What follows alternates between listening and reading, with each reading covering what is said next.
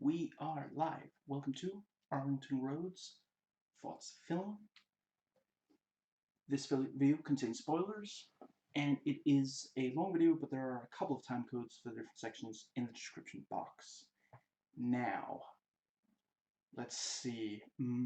Yes, so my own film, quote-unquote, film critic rating for this is a 7 out of 10, and I guess my personal rating ultimately also is 7, but it is close to an 8. And we're going to dive right into notes taken while watching.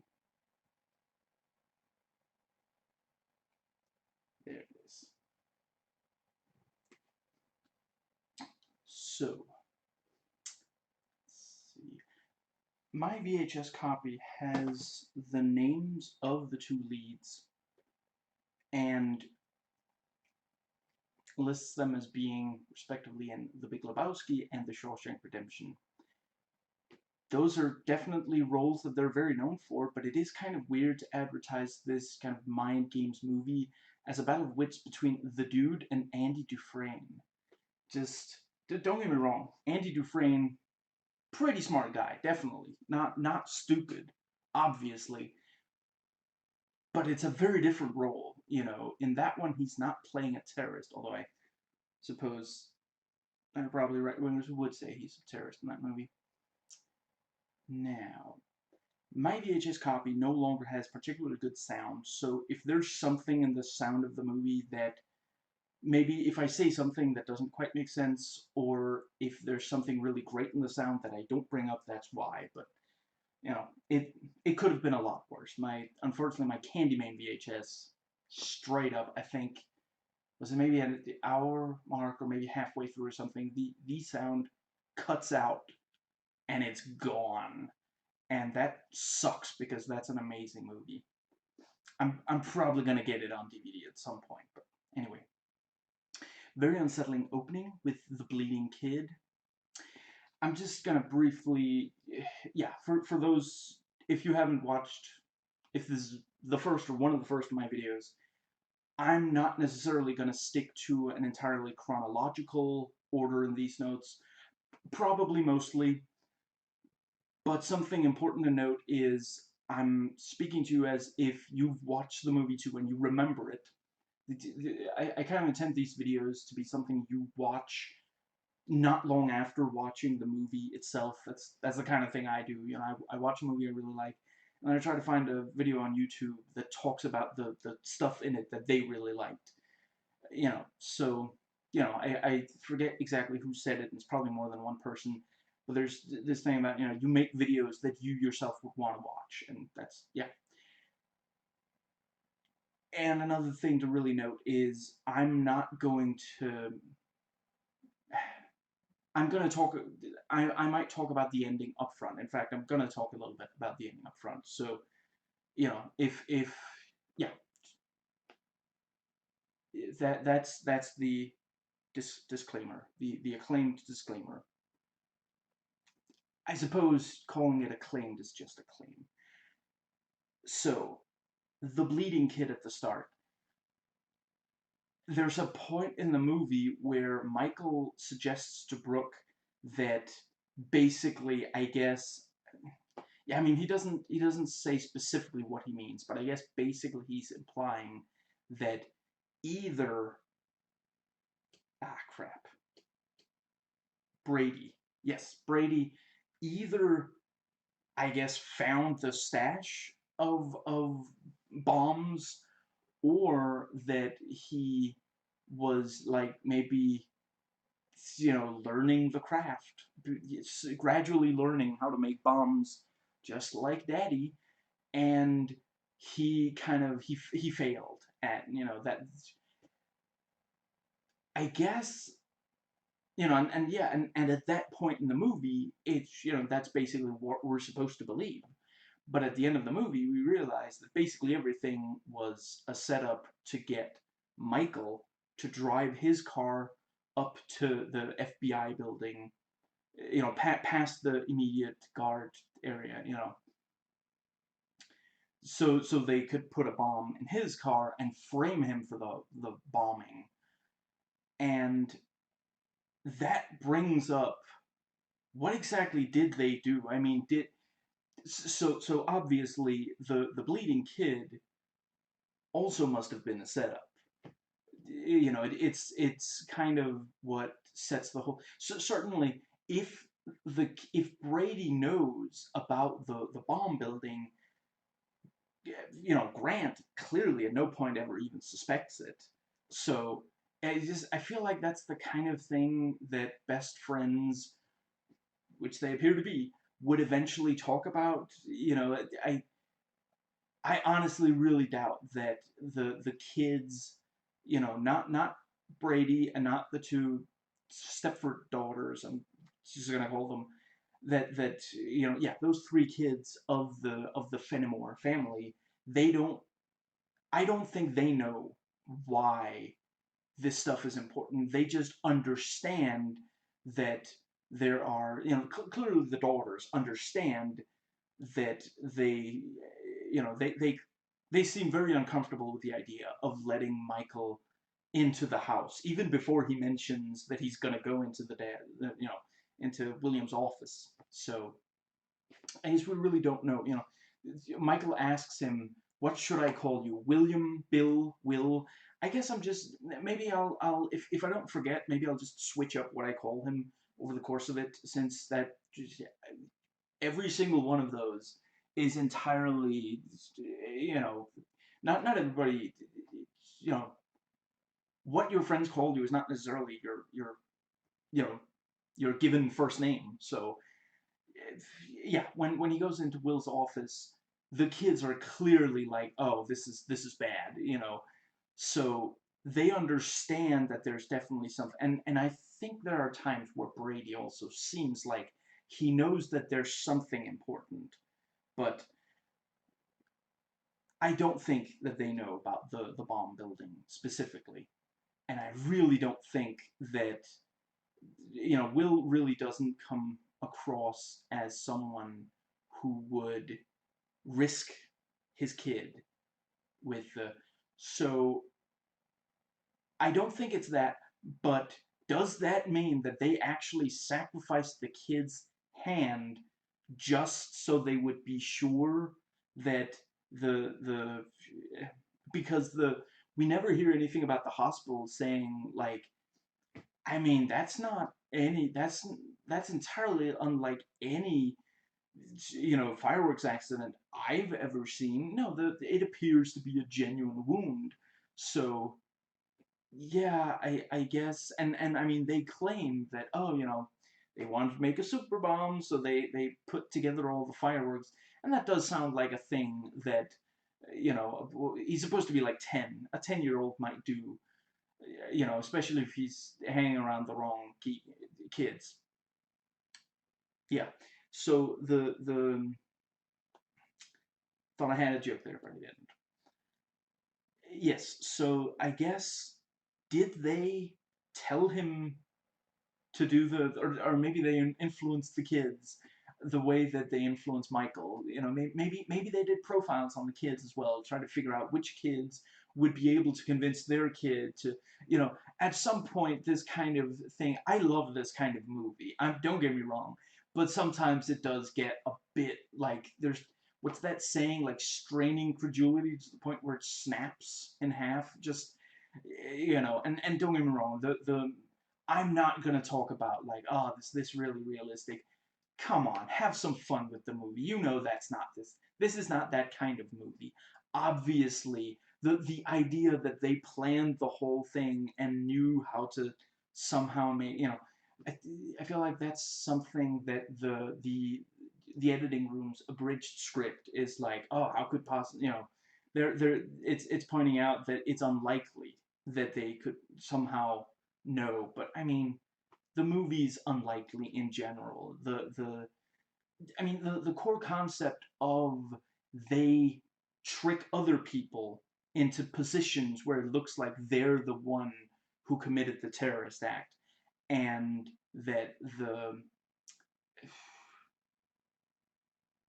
and yeah, and that they were working alone, and that, excuse me, and that whole thing, it's not, it's a, what's the, is the term maybe high concept or something, it's obviously not real, and it wouldn't have been that difficult to make the movie much closer to real. They didn't want it to be. So, it just, yeah, I really don't think it's the kind of thing you should be criticizing this kind of movie for. Anyway, yeah, I guess it's, got the kid to sacrifice his hand, and maybe he didn't even really know what for. And you do also have to wonder how exactly could they know that Michael was going to be driving down the, you know, that he would be the one to spot the kid and not like one of the neighbors. I mean, the kid's being fairly conspicuous. Is that a term? He's not inconspicuous, is what I'm saying. He's walking around. He's holding the, blood pouring down. He's clearly like, is he like straight up missing fingers? I think, just if one of the neighbors spots him, do they have like ninjas standing by hiding behind trees just in case one of the neighbors comes out and says, "Kid, are you alright?" Just tackle him to the ground, give me use some knockout gas, and then like pose them in the chair in the living room. Then in case the wife also comes, "What are you doing to my husband?" Knock out someone else's. I don't know. I had fun watching the movie. Is what I'm saying. The music and makeup effects make the reveal of the hurt hand very effective. Compelling hospital scene, although the reveal that he doesn't know the kid's name is kind of overwrought. Like, just, you know, do you know his name? Sir, this is important. Do you know his name? What is his name? I don't know his name. Just like, I get that it's a stressful situation, but the fact that he doesn't know his name, he's not on like Who Wants to Be a Millionaire and he failed the final question. No, it's he doesn't know the kid's name. He doesn't know the name of every kid in his neighborhood. I mean, at that point, he doesn't even know that the kid, like, nor do we, that the kid lives right across the street from him. For all we know, he lives like 10 houses down the block. How many of these people is he supposed to know? Now, this is only the second time I watched this movie. I had completely forgotten. There were a number of things I completely remembered the ending twist with the car, with Michael's car being the one that had the bomb in it, and that one student. The Are we certain that she was a student? I forget if we definitely saw her working with the terrorists at least one point in the movie. I forget if we also saw her in class, but very likely she was in class, and that was her role to appear on camera and give this crazy quote that really makes it look like he did it. But and I remembered Joan Cusack appearing right behind Brooke at the mall, and her car accident, and the scuffle between Michael and Will. Yeah, the but I had forgotten other things, including how overdramatic the opening credits are. And here I noted, I forget if the whole movie is like this, and thankfully it isn't. It's the opening scene, the opening credits, and the very ending. But other than that, the movie really doesn't go absolutely crazy. And it is almost too bad that the opening credits go so crazy, because really, I do think it really works that the opening scene is like really big. I don't know if operatic is too grand of a term, but I don't know if that's the best word to use. But I think you get what I'm saying, and and the ending, that really works. That those scenes, and you have the dreamlike atmosphere at the party, and there are a couple of times where it goes into kind of, yeah. I excuse me. I do think that it's unfortunate that it does it with the opening credits, because I think everything else in the movie, that there it really works. But I mean, I'm not gonna claim that I have a better idea for the opening credits, which is obviously, that's not an argument. Just because you can't do it better doesn't mean you can't criticize something. You know, if you see a helicopter in a tree, someone effed up. So the, let's see, come to think of it, does, no, never mind. Yeah, let's see, yeah. I mean, some of these opening credits, it's just that they shake the camera and like reverse the colors, negative out the colors. I forget what that effect is. You know, I played with some editing software. You know, I edited some short films, and you know, I use that. You know, it works really well if you put in a trailer and you have like just a single frame goes to the you know, the negative. That has a good like, that has a good effect in the trailer. But here they just do it for like they shot footage of like suburbia with like dogs, and isn't there at least some of like a baby, and they just use the negative effect on all of this footage, and it's, yeah, it really, you know, you set the tone with the early stuff. I guess what, yeah, actually, come to think of it, the movie really recovers well from that mistake early on, because the rest of the movie I really super got into. So, and keeping in mind, I knew exactly how it was going to end, and that's, you know, that's one of the big things. You know, there are movies like this where once you know the ending, you don't really care when you watch it again, because you're just, yeah, okay, just, you know, yeah. And this, so it makes a really solid recovery after that. But yeah, you know, the negative about the colors. Other than that, we're seeing completely normal stuff. It's kind of an overdone way of making normal stuff appear creepy, which is obviously what they're going for. You know, it's not just that, you know, oh, accidentally hit the wrong button while editing. No, no, no. They were trying to make it creepy, and I don't know. I get, you know, it was nice of them to let that unpaid intern, you know, take care of the color on the opening credits. It's, you know, I'll grant I haven't seen everything she's in, but from what I, you know, from personal experience, Joan Cusack is always a win. Now, in researching this, I saw that someone said that domestic terrorists in this don't have any motive. Is that also the editing room research? Possibly. I don't want to. I'm not like, on the whole. I think there are a lot of really great bridged scripts on the site, and it's maybe also just like the early work just isn't as good, I would say, as some of, you know, and he did a script for this when it was new, you know, so like he did with, like, I want to say Godzilla, or what, I feel like Godzilla, but I'm not 100% sure. But yeah, you know, I don't think that his work back then was as good. And, you know, comparatively, I think there's a lot of really great stuff in his script for the first Avengers movie, which, again, he did when that movie came out in 2012. So I think he got better with time. Anyway, yeah, I saw that, as I said, domestic terrorists in this don't have any motive, but Michael outlines the motive very well here in the classroom scene. And then, you know, later on, there's also this thing about how, you know, the you know, Billy was really upset about it. Yeah, I guess back then when he was 16, maybe he went by Billy. He was really upset about the farm and the, yeah. But yeah, to quote, some people don't think the battle for freedom is over yet. That's a paraphrasing. Yeah. And Michael stands at the grave of Leia, expresses pain over her death.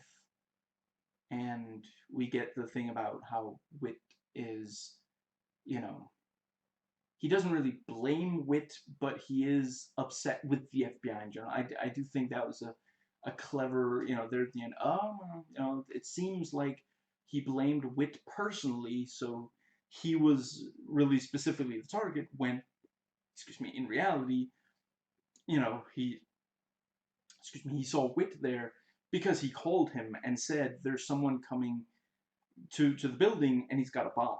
You know, so of course Wit was there at the very, very nicely done. Now, listen, there's junk food in the kitchen just for kids.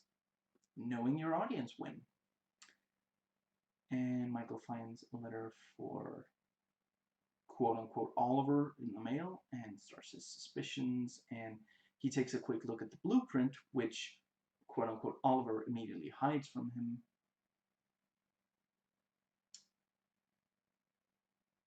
And yeah, Michael just keeps obsessing over it, and Brooke tries to calm him down.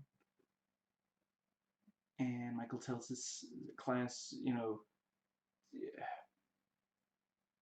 that can't be the name. Yeah, it's Dean, I want to say his name was like a normal person, stresses how unlikely it actually is that he was alone, and he might not have even been the guy who did it. It's a nice. Yeah, I'm going to talk about that later in this section anyway. Making a character a college professor is always a very nice, easy shortcut to a lot of exposition, but yeah, it sets up that idea very early on that sometimes they make mistakes, and this whole, yeah. And I mean, that is the thing, to just very briefly, in reality, domestic terrorists, it tends to be that the guy they, sometimes, sometimes they unfortunately do succeed, often they're stopped. It tends, the FBI do tend to find the right guy. It's not that it's. I'm not sure it really happens much in real life, but it's in movies and TV, you do see a bunch of this of like, oh, they managed to frame someone else for the thing they were doing, when really most of the time it's the person who wants to do terrorism just does it. They don't trick someone else into transporting the bomb so that they can frame them, and yeah. But it's entertaining as fiction. I'm not gonna lie, Michael does come across like a conspiracy theorist in the second, first or second scene in the classroom. And we see the Boy Scouts.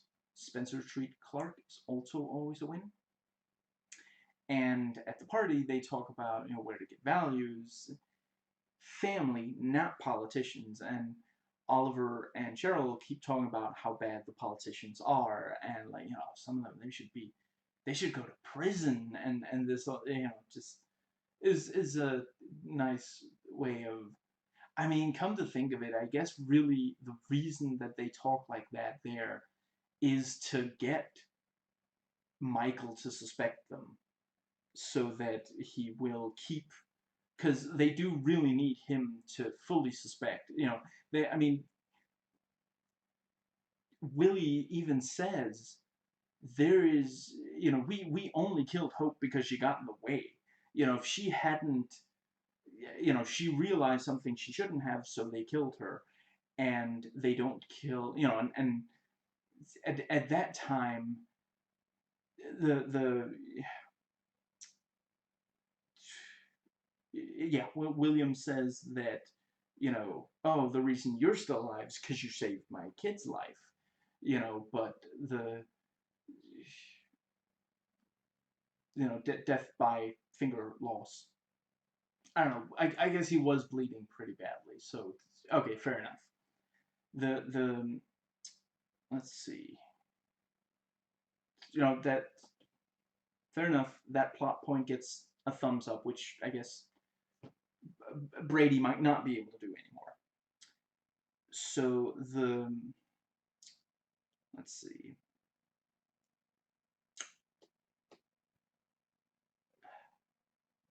Crap. What was I gonna?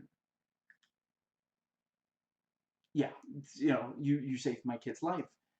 I saved your kid's life, and that's why you're still alive.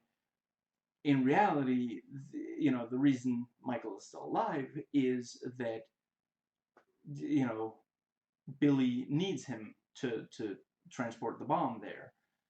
But then I guess if he hadn't saved the kid's life, I mean, they I guess have to find some other way that he would get in contact with. But yeah, it's a great icebreaker, and ice is probably something that should be put on the hand until it recovers. So the but yeah, really the whole thing with talking about how bad politicians are, that's that's to get him to suspect them rather than because other times they're very good at you know convincing that there's nothing. Yeah. And Brooke is clearly uncomfortable as Michael talks about Leah's death. And when talking about, I forget exactly the context, but it's maybe something like the things they'll be remembered for or something. And Oliver's like, the buildings I leave behind, and I'm like, leave behind as in the rubble of, the, yeah, as is a nice, again, nice. I'm not saying that I'm some sort of genius for figuring that out. That's obviously what we're supposed to think, but yeah. He wishes someone would pay for his mother. He wishes someone would pay. Tim Robbins does really does a great job in this at projecting this kind of creepy vibe. You legitimately get a feeling that he might be dangerous. I mean, it is this. I'm I'm not sure if I've seen him in a lot of different things, but off the top of my head, this Shawshank Redemption, is it called High Fidelity? Maybe with John Cusack as he goes over like relationships with girls he's had and how he's upset about them. Anyway, yeah, it's a movie with a lot of music in it, and Tim Robbins basically plays a like he's basically someone who's watched a lot of Steven Seagal, and he's like trying to imitate him. So he's got like the ponytail, and he talks in this kind of soft-spoken manner, kind of like Steven Seagal. And then sometimes he'll bring up, well, some people feel this way about a thing, some people feel that way about a thing. And I go around, and maybe if some people come up to me and they feel differently about a thing, maybe I have to teach them a lesson. I don't know. And he does he kills it in that role. It's so much fun to watch. He's just like, you can't take him seriously. Like, literally, no one but himself can take that act seriously. And it's just like, I've never personally met someone quite like that, but I don't doubt there are definitely people out there who, like, personally, Seagal's not really, I'm more of a Jean Claude Van Damme fan. I like some of Dolph Lundgren's, obviously Arnold. Not really a Seagal fan myself. I don't have any problem with people who are. It just, not really my kind of thing. That's fine. But I can totally see how there could be people who watch his movies and like idolize him and start, and try to look like him and talk like him and all this kind of thing. It's just, yeah, so much fun. Just these three movies, Tim Robbins plays such different characters in them, and just, yeah, he really he does incredibly well. Yeah. And when Tim Robbins smiles in this, he can seem like a good father. Like when he agrees that the kids eat together at his place. It's a good sort of, yeah. And that's another thing. Brooke even points this out, and I don't know if that's supposed to like excuse it, but in reality, people who go around blowing up buildings, they don't tend to be very good at keeping that side of them hidden from like family and such. And obviously the wife knows, but the kids, a 10-year-old is not going to be that good at hiding a secret like that. Just I don't care how you raise it, and if he is incredibly good at it, he's probably going to seem extremely creepy to other kids. And why would Grant be playing with him? So again, if we're talking realism, that's not but again, it's not. I don't have that. I don't have a problem with it. Michael calls the university, and I didn't write down, but he pretends he's someone he's not in order to get information. And Brooke is reluctant to believe Michael's theory. And Brooke points out that he's spying. And it's like, did they not teach the Bill of Rights at your school this semester? Oof, sick burn. And given that he turns out to be right, I guess this is yet another Hollywood movie that does say that the only way we can be safe is by spying on at least certain people. But then at the other, it also says, oh, it was a mistake to flag all these you know, them buying all these guns and this sort of thing.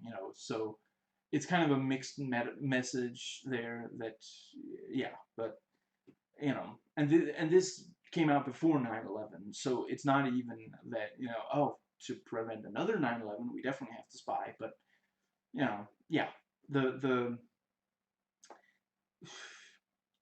American movies about terrorists and spies and such hiding, excuse me, there's a lot of them that kind of imply that without spying on them you're not going to, I mean, basically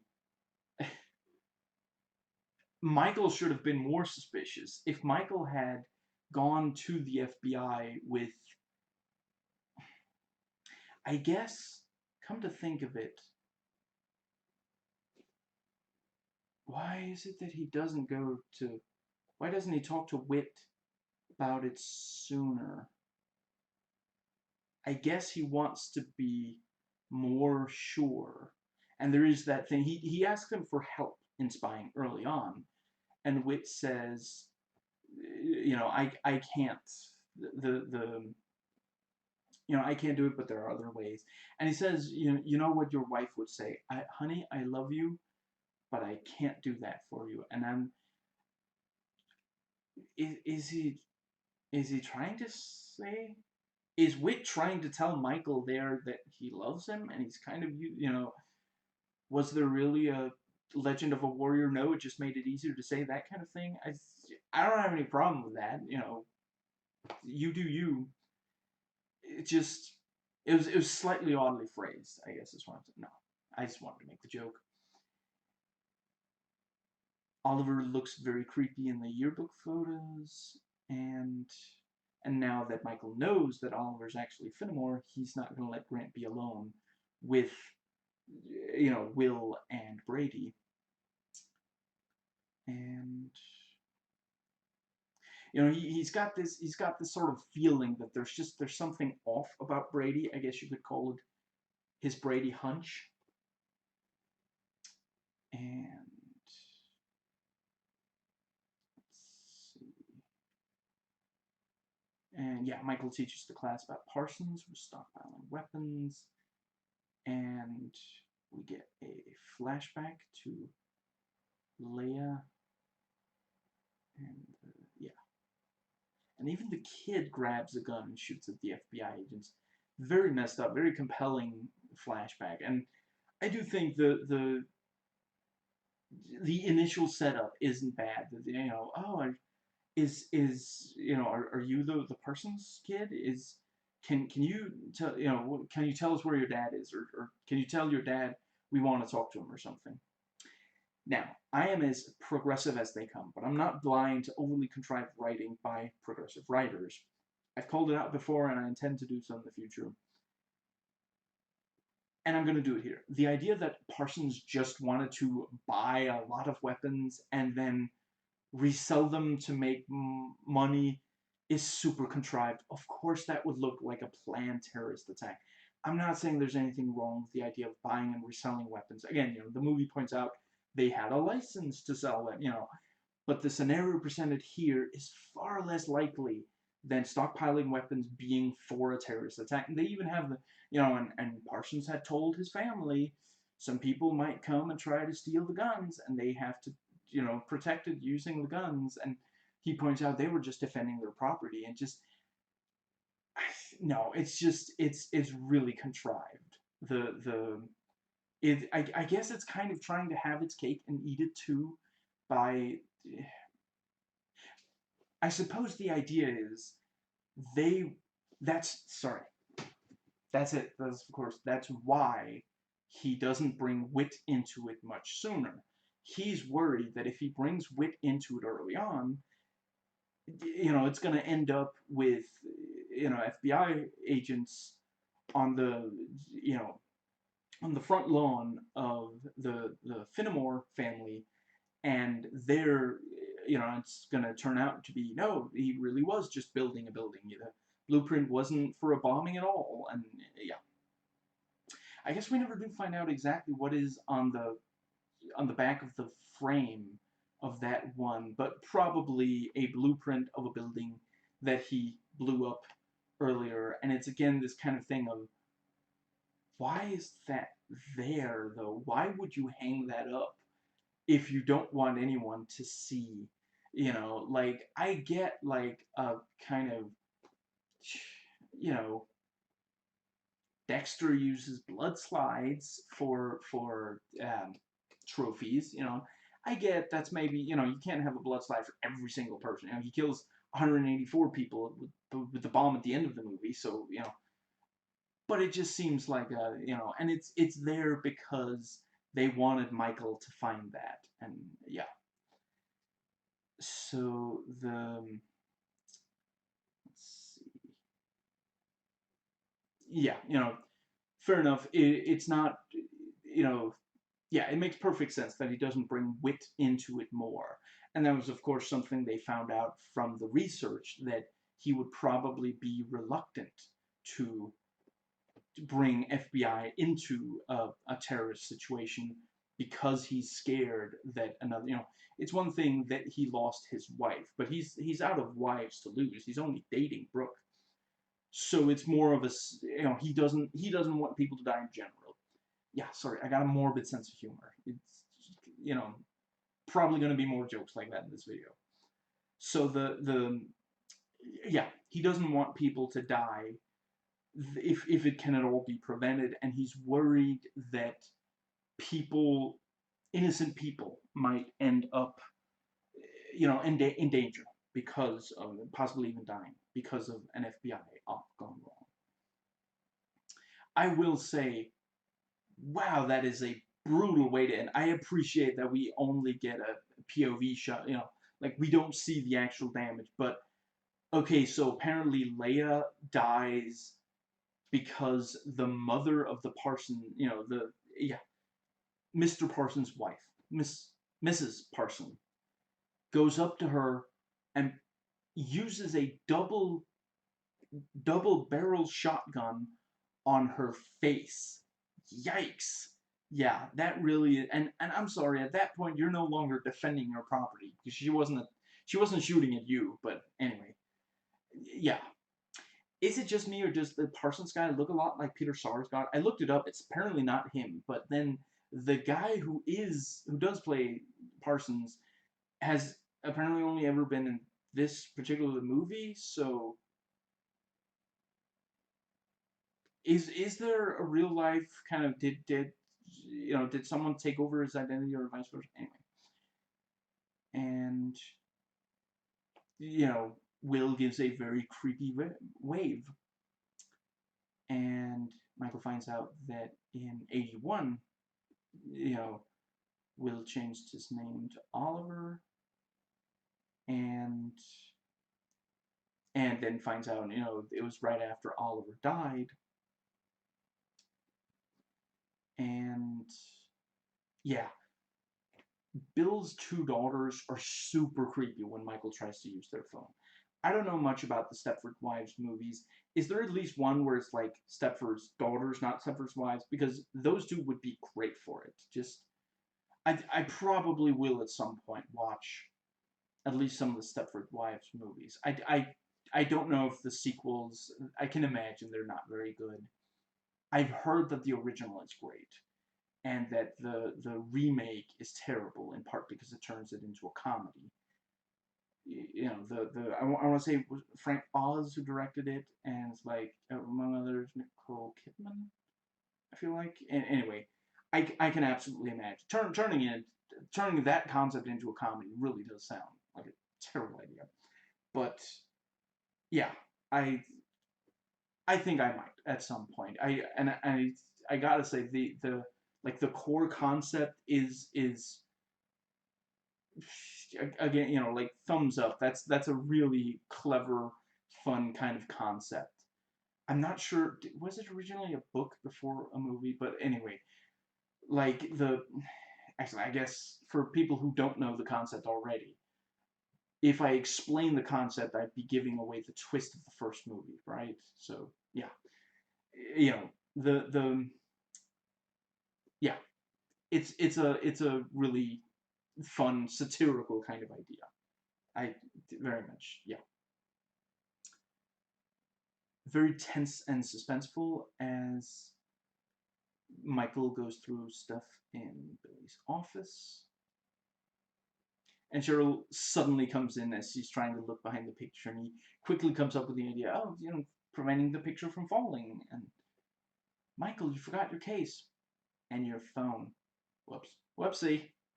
And he claims that the batteries of the phone needs recharging. He is really good at coming up with quick explanations that actually make sense. Like, yeah. And Michael looks William up, finds out that he used pipe a pipe bomb, I guess, only one, only. And I really, William comes by and almost sees the article that Michael is looking up, and he does recognize the newspaper. So that's, yeah, I really love the way we could tell that someone was moving behind Michael because of like light and shadows. We didn't quite know who, and then it turns out to be literally the worst person who could catch him there. Just, yeah, you see him, you just see his face, and he completely, consumed by looking at these articles, and you see like light kind of, clearly something moves past the light, and just, yeah, very, very nicely done. I greatly admire the tradecraft present in this because so many people would have shot that in a much less subtle way. And it is like, I mean, you notice it, of course, because you're already like, you keep expecting him to be caught doing things, you know. Oh no, not things. And yeah, but like, I appreciate the restraint in not making it like a POV shot that approaches from behind, or some kind of, yeah. And Michael is like, yeah, no, I'm definitely not having a drink with you, mentally, not out loud. Okay, now Brooke is being ridiculously reluctant to believe Michael's theory. It didn't even go off. He was a kid. Yeah. And Brooke leaves, and Will confronts Michael, very tense, and I I I feel like they played that scene quite nicely. Like, at first you're like, oh, is he gonna like, is he gonna get violent with him? And he kicks. Was it just one of the chairs? Maybe he kicks something. It maybe kicks it over or something, as he approaches him, like clearly angry. But then he never does get direct. He never like punches him, which he does later on. So it starts out as like, oh crap, what's he gonna do? But then ultimately it's like the what's the, yeah, the ultimately it is this thing of he's gonna explain why he did the thing, and you do really understand how he ended up building the bomb.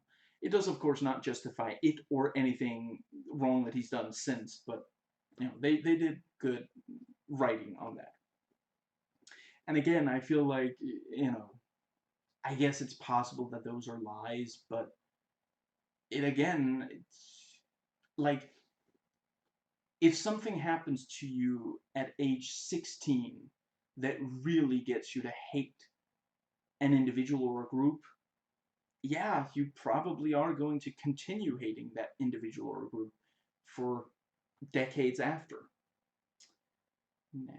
Michael and the viewer ends up feeling bad for thinking that we know who William is without having, had a conversation with him, as I'm sure a very distraught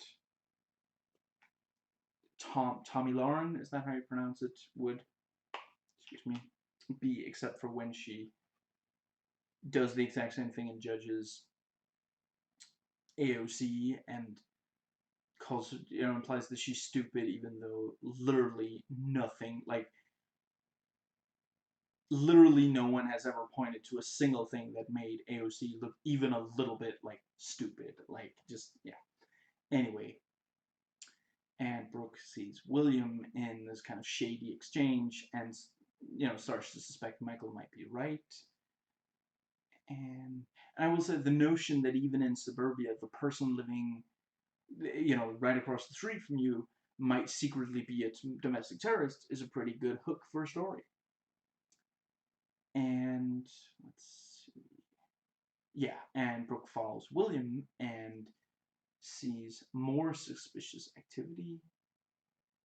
I really appreciate that the movie's actually fairly brightly lit. It's not really the kind of typical dark, gloomy lighting from the kind of thriller that it is. It really highlights that this kind of thing, is happening in this suburban wonderland. Not all movies that are about suburbia make it out to look amazing, but this movie kind of does. This movie isn't about the bad parts of suburbia. For that, you know, I can't believe I'm blanking on his name right now. Welcome to the Dollhouse, among other movies.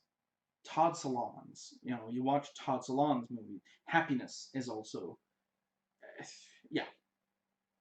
How about the negatives of suburbia.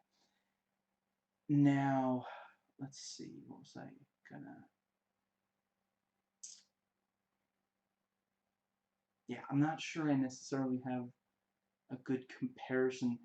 I feel like the Siege was had a lot more dark lighting, for example, and that was also, that wasn't in suburbia, but it was, like, it was in the city. It wasn't like a place that is naturally permanently dark. Let's see. I knew that Cheryl was right there behind Brooke, but it was still a very effective jump scare. Really, yeah. Joan Cusack really excels in creepy roles in creepy movies. I love her in this and Addams Family Values. And there might be others. And Michael finds out that Brooke died via the news. Very creepy reveal that Cheryl and William have been sitting right next to Michael as he called Grant to tell him about Brooke dying. If I haven't been myself these last couple of weeks, you would have absolutely no idea because you didn't know me before then. And the audience, of course, suspects that Cheryl killed Brooke, so the movie didn't let the audience think that, she and William aren't terrorists for very long, and they don't even really let Michael believe that they aren't for very long. Honestly, it seems like the whole thing where William explains, about when he was 16, really just makes the movie a tiny bit longer. It doesn't really change much of anything. And Michael realizes that Will must have deleted the messages, on his machine. And Michael tells Whit about William. And Michael talks to Dean's father and, becomes more convinced. I mean, he already kind of didn't believe that Dean did it, but now he feels like, oh, it really must have been William and the other, yeah. My son would never harm children.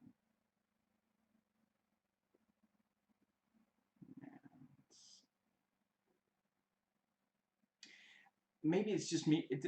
Right before he says that, he literally said, no, there's, or is it right after? Anyway, right around that time, the Dean's father. Did the credits say there's a doctor? I think he might be like a doctor. The doctor, he's like, oh, my son would never harm children. And then Michael's like, but he didn't have children of his own. As this, I mean, I guess I get what you're going for, but it kind of sounds like you're implying that if you don't have children yourself, then it, you know, then it's more likely that you might harm children. I mean, okay, I guess I get that, like, if you specifically have children, even, you have an even easier time of empathizing with other parents, but it ends up kind of sounding a little like, well, if he didn't have children himself, maybe he would harm children. It's just, excuse you, no, that's not, yeah. Anyway, and Dean met William through the Scouts, and Grant was driven home from the Scouts. That's very, very creepy, and very good dreamlike atmosphere when Michael goes into the party. I saved his life. I saved your son's life, and that's why you're still alive. And Will threatens Grant's life if Michael contacts any FBI. Very creepy as they laugh at Michael. And several people taking pictures of Michael talking to Whit. And Michael tells Whit he has nothing. And Michael calls and asks how early to rent a car. And Michael tails the car for a while and then pops. And then Grant pops up in the back window. That, wow. And I mean, I guess the idea is supposed to be that, I mean, we know that the guy knows that he's being tailed because we saw him spot Michael in the rear view mirror. Where's that? Anyway, yeah, he's, excuse me, he spotted him, and I mean, I guess, is the implication supposed to be that he, like, you know, told the, yeah, I mean, I guess excuse me, maybe he, said, oh, hey, Grant, your dad's behind us, why don't you wave to him or something? Nah. The scenes after the audience and Michael know for sure that William and the others are terrorists are very compelling, and I do feel like they could have maybe gotten to them at least a little bit sooner, and especially, they should have removed a few parts where it kind of seems like they're innocent, and yeah, maybe like the discussing with Brooke should have been trimmed at least a little, and it doesn't end up going anywhere. I mean, I guess it goes, it leads to, it seems like she tells William, and then William explains himself, and that whole thing really, because it doesn't really lead to anything, it's kind of, it feels like a sort of crescendo or a part climax kind of thing, but then it just leads to him explaining the things that, yeah, I would say that that should probably have been, yeah. Excuse me. Now, let's see. And Michael punches William several times after William punches him first. Call off the bomb. And I like the thing, he holds the not walkie-talkie, you know what I'm talking about, up to him, and then William, like, pushes it away, and it falls, it hits the floor hard enough to break. Very, yeah. It really does make you, yeah, it's a very kind of, what's the word? Um, it's a good escalation. And yeah, so at the end we realized that there was a bomb in Michael's car. Did they put it there while, you know, yeah, while he was having the encounter with William? I, I guess maybe, yeah. I guess, or maybe they put it there before he left at all.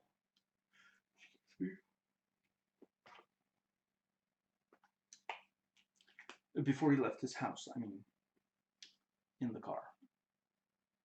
And Michael tries to warn Whit, but the signal cuts out. I don't know if how realistic that is at that time. yeah. But again, if it's contrived writing, I don't mind. And again, bright, sunny day, very bright lighting, very unusual for this kind of thriller. And it really works well in this movie. And Wick calls gate security. You know, with all the car crashes Michael gets into in this movie, if he did survive to the end of the movie, they'd probably take his license away. Like, I know that at least some of these aren't his fault, but there's at least... is it more than two, I guess? Ultimately, it's only two, but it's... Yeah, but it's also kind of two in a fairly short space of time.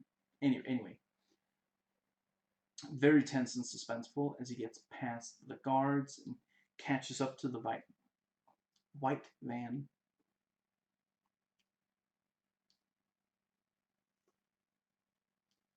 Is it Vanna White's white van?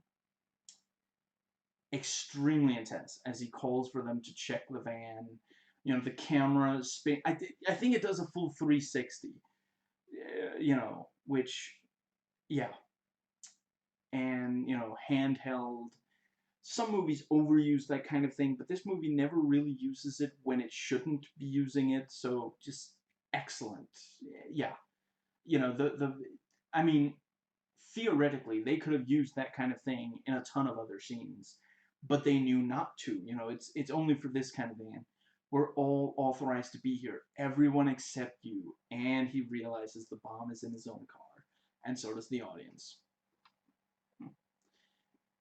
And let's see. Oh, excuse me.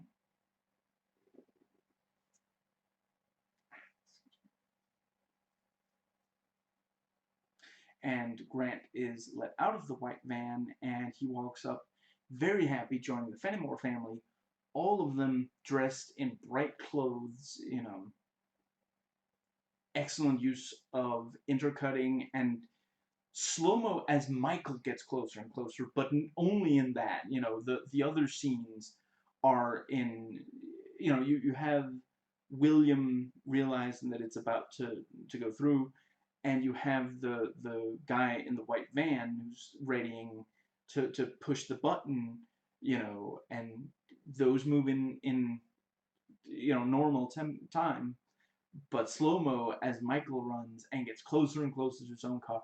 Again, I don't know, I could understand if there are people who say that it's milked a little too much, that it's stretched out a little too much. I think they hit it, they nail it exactly right. I was just like like my jaw hit the floor when I first saw that, and it was still extremely effective this second time, you know. Very nice build to the crescendo of the successful bombing, very chilling. And the bombing itself, like, they did a really good job on the explosion, and you see sort of like some of the building collapse and this sort of thing. They did a really good job. I mean, ultimately, it's actually the only explosion you see in the entire movie is that one. So, yeah, they did a really good job of the making that one. You know, comparatively, the Siege has at least. Yeah, I'm not going to give away how many, but it has more than one. I'm going to go with that. You know, so and also I gotta admit, sometimes I watch a movie and like love the movie, and then like the last 10 minutes or something are like action, and I'm like, if you could do action scenes like that, why wasn't the whole movie an action movie? Why did you wait until the very end to have a proper action scene? And I don't feel like that with this. And in this case, it's not action scene really. It's more, although I suppose you could call it. I mean, technically it is an action scene. It's just not an action scene. Action scene. It's more of a thriller, spy thriller kind of. Anyway, I don't wish that more of the movie was people tailing cars and such, and I don't wish that there were more explosions in the movie. I think it works exactly right. And we get snippets of the media coverage, and like Michael said to his class earlier on in the movie, excuse me, it's very scary and vague. Excuse me, nobody yet knows yet exactly what happened, just, you know, but it is very serious, you know, big. And we see interviews of the students, and they do make it sound like Michael did intentionally do it to get revenge, especially on Whit, for the death of his wife. They talk about, oh, he took us out to where his wife was shot, and he got really emotional. And I mean, he talked about how the FBI really screwed up on that day. And you know and then one of the students interviewed is one of the people who's working with the Fenimore family, and she claims that Faraday says something we know he definitely never said. And it really, it's extremely incriminating for him. It's like, he one day in his office, he told me something I'll never forget. Honey, someday those people are gonna burn. It just, you know, I mean, if he said that to her, I'm sure she would remember for real. And she gives that slight Hollywood creepy smile, where it's like, the audience like, oh, creepy. But it's not quite so obvious that you would expect everyone to realize that it's super creepy. But really, at the end of the day, is still pretty creepy, But yeah, this was work of one man and one man alone. And the Fenimores briefly talk about where they will move next. And it's a fairly simple thing, but maybe I need to watch more movies by this director. And I do, yeah, I'm gonna look him up because they really nail it on this. And maybe some of this was also specified in the script. But sometimes directors think they have a better idea than the script, and sometimes they really don't. And it ends up in the movie, and it's like, you really should have gone with the script, dude. The bit where they're saying there, like, and he says, yeah, Will says something like, we'll have to, they'll let us know or something. And, she's like, where are we going to go next? They'll let us know. Hopefully it's somewhere nice and safe. Yes, safe. And the camera slowly pulls out, and we see a for sale sign right next to them. So it's like, they're going to move on to the next place, and who's going to stop them? Because, this is at least the second time that they absolutely nailed it. No one thinks it's them. Now, the movie is about an hour and 50 minutes without the end credits and 53 minutes with the end credits. And yeah, ultimately, I do think the movie could be maybe 15, 20 minutes shorter. I would definitely strongly consider trimming out the brief part where Michael and the audience come to believe that William isn't really a terrorist, because it changes nothing. It's immediately undone. And I realize that by itself would not remove 15 to 20 minutes. You'd have to take out a little more, but I do really enjoy this movie. And just briefly before I continue that, ultimately, the thing that, yeah, when Brooke doesn't believe that,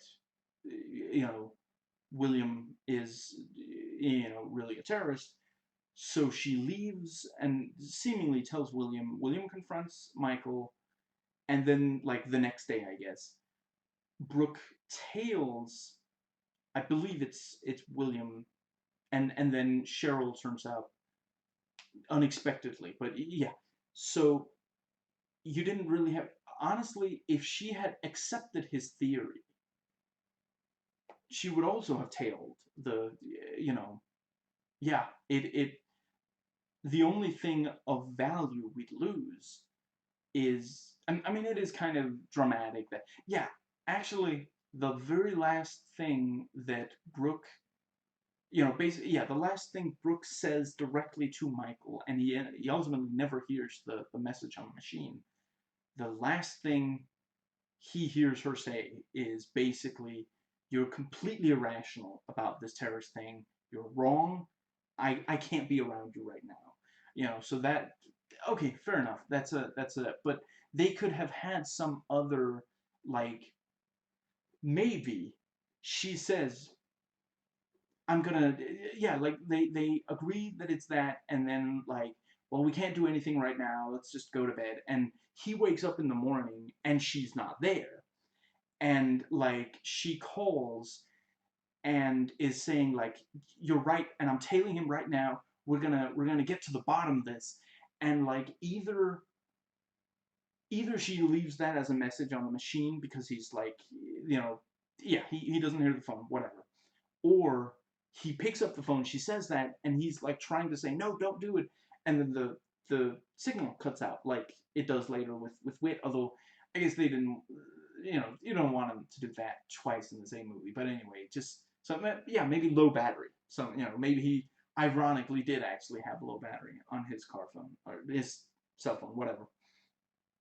I do think that just, yeah, and you could have had, yeah, because the thing about how, William explains what he did, you could have had that at like the party after Brooke dies, and he just says, yeah, I do think. But anyway, now, the as for the twist ending, obviously your mileage may vary, but to me it absolutely, really, absolutely 100% worked. I had not realized that the plan was to trick Michael into moving the bomb to FBI headquarters and frame him for the whole thing. But obviously the whole reason that William and his family moved next door to Michael was that they were going to trick him and frame him so that they could keep their work secret, so that the actual terrorists wouldn't get caught. And let's and personally, I feel, I don't, to me, it didn't feel like it came out of nowhere. The groundwork was laid over the course of the movie. Michael was in class. I think it's actually the first scene with him in class. He points out that it doesn't sound like Dean actually did the terrorist act. And we don't realize it when we're first watching the scene, but the movie is suddenly placing the idea in your head that an FBI investigation may be closed with them pointing their fingers at someone who didn't act alone, and in fact, in both cases, we later come to find, didn't intentionally do it at all, was tricked by the actual terrorists. I suppose okay, maybe not subtly about the FBI investigation part, but the thing about, that, yeah, the thing about, he didn't act alone. Later in the movie, we realize he didn't act intentionally at all. He was tricked.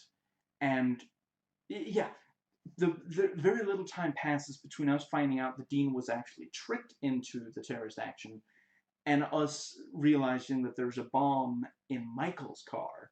The so the audience doesn't have enough time to put that to piece it together that that's what's going on, and also the time that does the screen time between those two is very intense because he confronts William and he thinks that the car is in the white van and this whole, yeah. Now,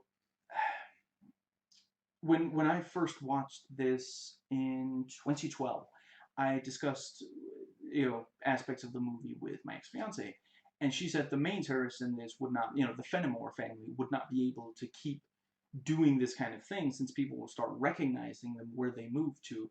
Personally, I figure they're going to retire from that and take regular jobs, and others will take over that part of it for them. Maybe they'll train and mentor the next set. I figure the girl we see at least once in the film, then interviewed and clearly lying at the end, might take a more active role in the future, for example, maybe become the next William Fenimore. She's clearly very good at lying, and she came off as credible enough that they put her, they interviewed a bunch of people.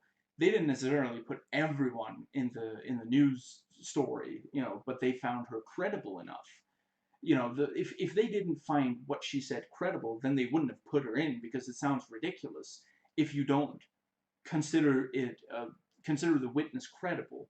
The that he would really say that kind of thing to someone that wasn't on his side on that sort of thing. But if you do believe that they're credible, then it paints him as that unhinged. He can't even, he can't keep that sort of thing to himself.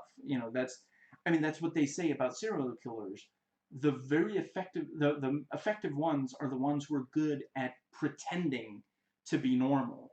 You know, as Homer Simpson urges his two children when they're at the party in that season 1 episode of The Simpsons. But the yeah, the so the yeah, I think I basically made my point with that. The yeah, I personally figure that it'll just be that they'll maybe they'll do one more of these, and then I mean it's not like they say, well, we're gonna do this for the next 50 years. They just they're like, where is going to be the next place? That doesn't mean that they're going to do it more than one more time. So and I do also think that the movie kind of suggests that you got to be or yeah, because of the Parsons case, you got to be careful when you look at the whole flagging thing. You have to be careful that you don't preemptively, you know, yeah, you have to look into it enough. And so I figure that based on that, maybe they won't notice too much about that. But but to briefly expand on the point, obviously, yeah, if people realize every time this family moves to, even if they keep changing their name, every time these couple of people move to a new place, not maybe a month after that there's a terrorist attack there. It's yeah, eventually it'll be too conspicuous. They'll But yeah, I feel like it's, I mean, if William is already, he doesn't feel the need to personally move the bomb into where it's going to blow up. I figure he can accept taking a less active role. Maybe they'll help out in researching the next person that should be framed. Clearly some people are doing, there are people doing the researching, and just yeah. So takes us to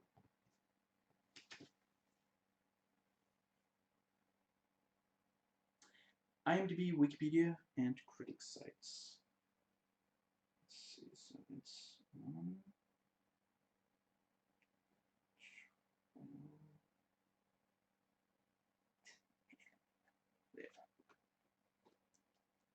there. Okay, so let's see.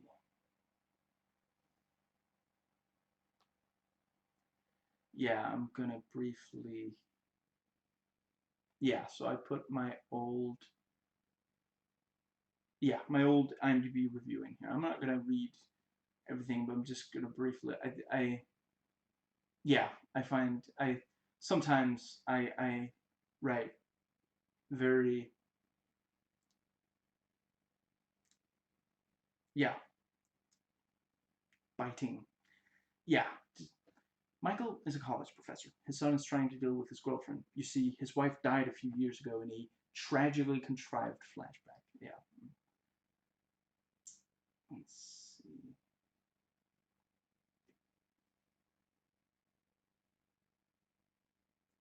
Okay, yeah, I'm gonna read at least a little bit more of it. One day, he spots a child walking down the street.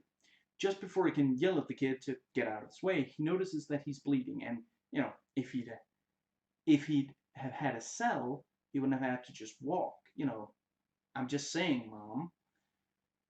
Let's see. Yeah, and rushes into the ER. When he's disappointed he doesn't get to see Clooney smile and nod, the big moment in his opening comes when he, prompted by a nurse, after tasting his lips very thoroughly, admits that he doesn't know the boy's name. Let's see.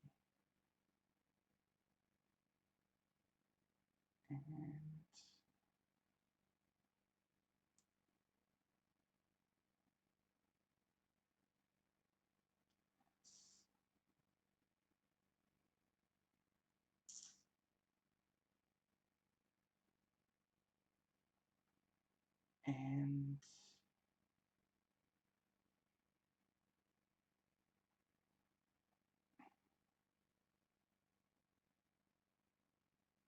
Yeah, and I know, everyone who could help Michael is more in his way than at his side.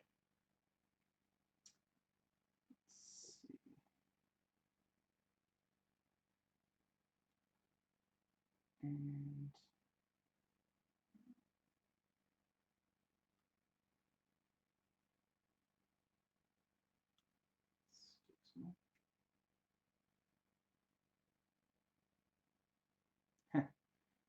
yeah, and I say, it's remarkably effective for being directed by someone who came from music videos. Hey, those can go either way. Remember, I can say McGee faster than you can say Brett Ratner. I guess at the time I didn't think Brett Ratner. I mean, Brett Ratner, he's perfectly competent, which ultimately McGee, I've never seen him get a single human emotion. He's made me laugh on occasion, but he's never made me care in his movie, when watching one of his movies, even when it's, the kind of stuff that I would usually care about. Brett Ratner can sometimes get me at least slightly I mean, at the end of the day, I have watched I don't know, there might be more than three by now, but the the first three, I'm gonna go with the first three Rush Hour movies, even though I didn't necessarily particularly like them, but I still, it was enough that I kept watching all the way through. And not everything bad about X-Men: The Last Stand is Brett Ratner's fault. Now,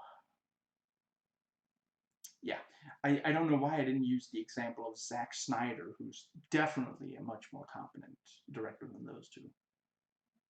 Let's see.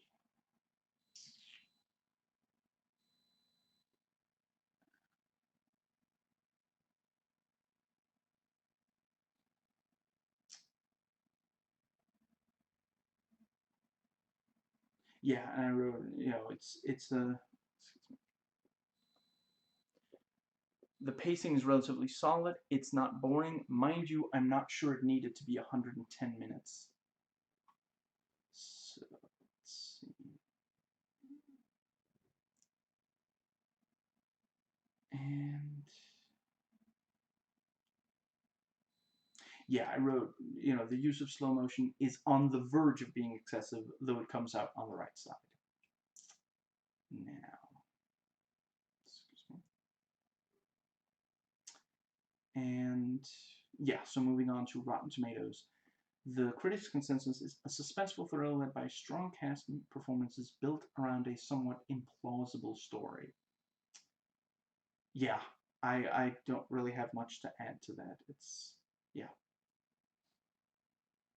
And it has a 63% on its tomato meter with 91 reviews total and 57 of them fresh. And a 74% audience score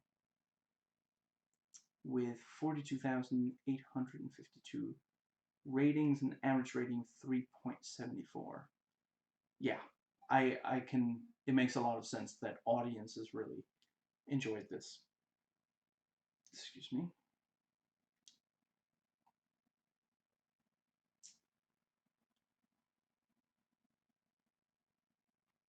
Yeah, this one reviewer said, Cusack is especially good here in the movie's most deceptively subtle performance. That's, yeah. And Arlington Road is a mystery-laden thriller, not without flaws. Overall, does the job of sucking you in and never letting go, not until the last beat. An entertaining yet egregiously over-the-top thriller.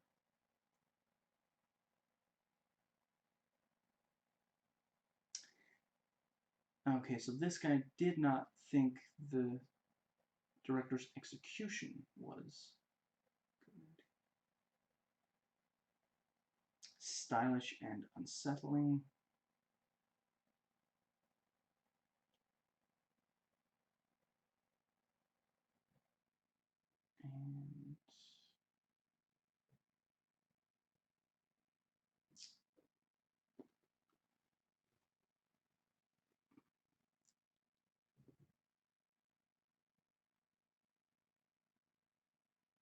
And that might be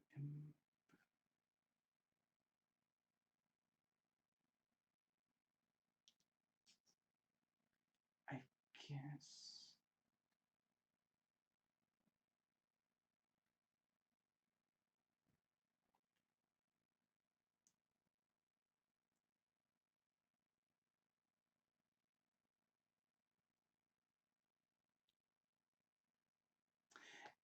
Yeah, I think the plot takes forever to get moving, and when it does, it can't justify its excesses. I think there's a lot of truth to that.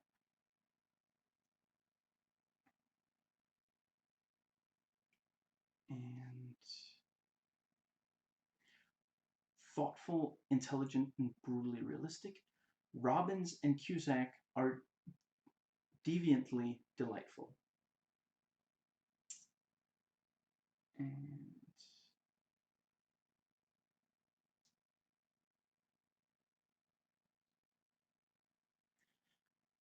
the film's at its best before the convoluted plot kicks in, as neighborliness gives way to suspiciousness, and the men test each other's credentials.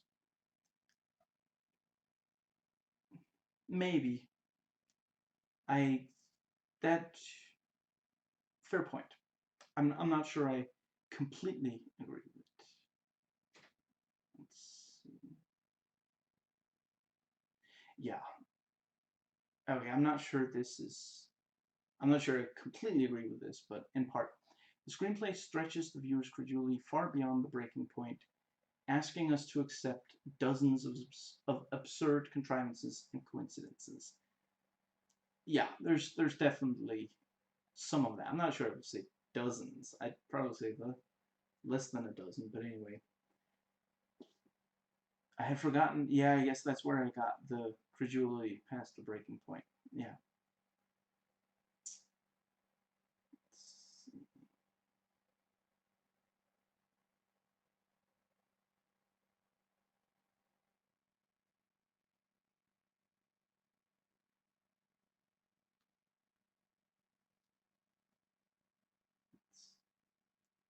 I don't really agree with this, but it is amusing, so I'll read out.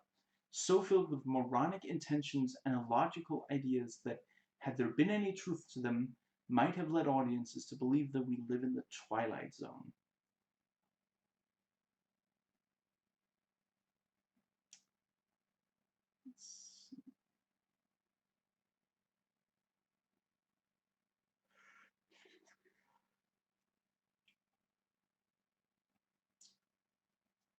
Now,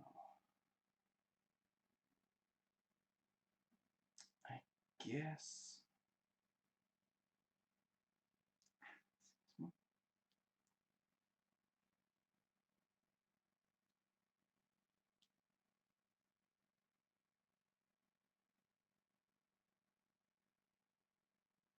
Yeah, almost through the critic reviews by now. Hmm.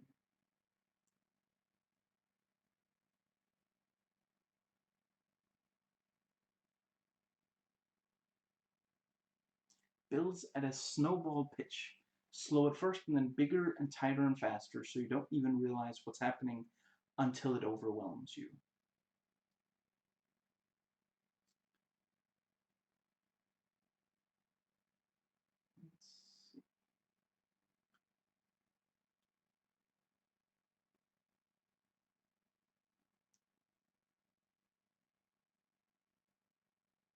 Right, so I copied in some Rotten Tomatoes user reviews, the first 5 pages or so. So let's see.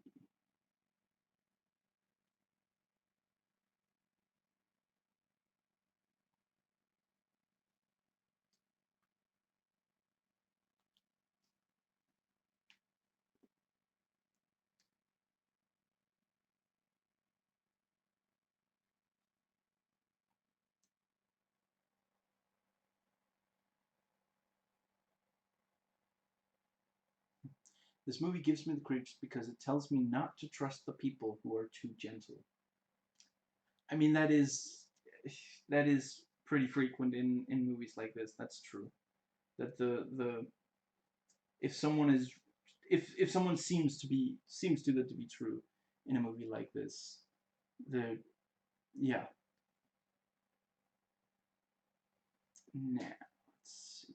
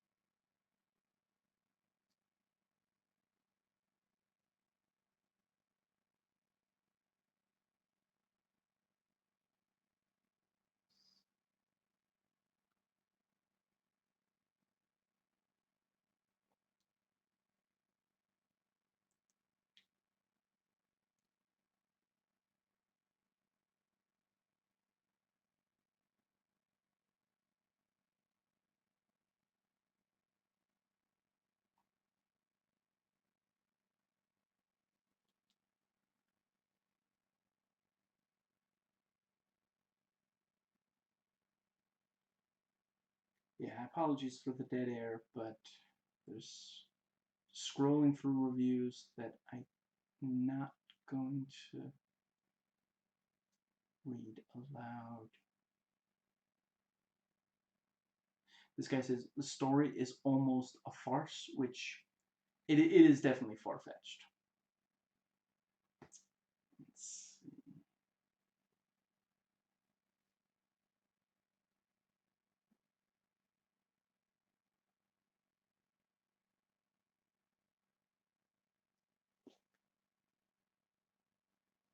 Huh.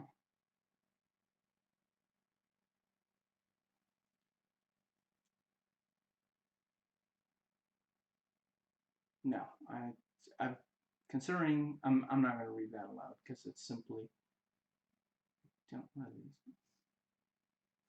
Joan Cusack has a scene where she scares the crap out of you with just one look. Yeah.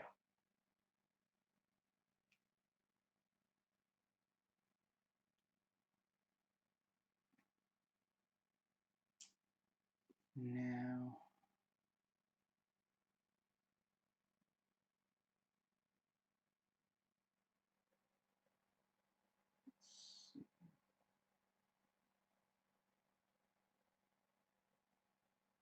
and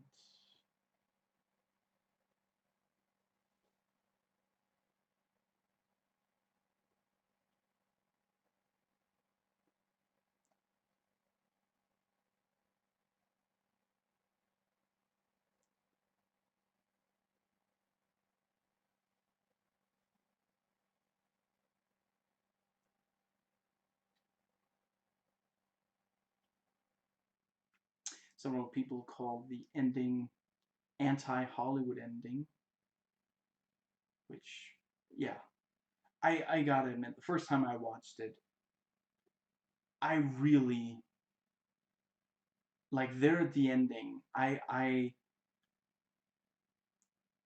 wasn't sure the if Michael was going to be able to stop Will, but I definitely didn't expect that he tricked. Excuse me, that Will tricked Michael into transport. Excuse me, transporting the bomb to. Excuse me, to FBI, and that the whole thing was supposed to frame him. That yeah.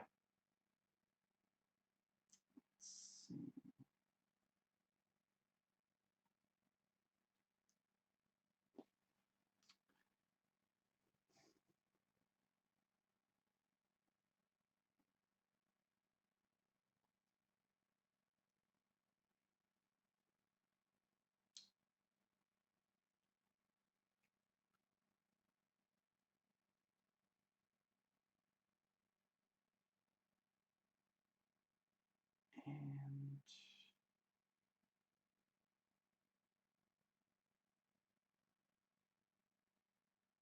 yeah, and there's a guy who says, yeah, I've seen much worse story contrivances.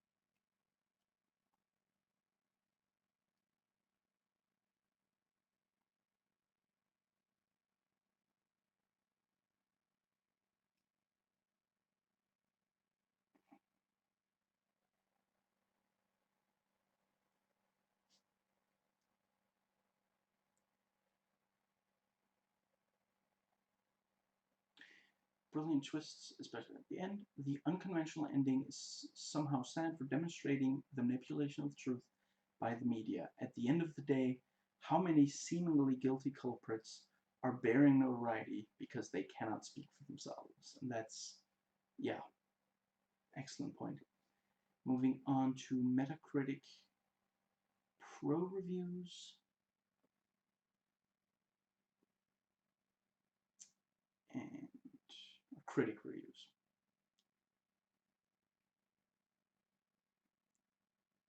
As opposed to user reviews, is what I'm saying.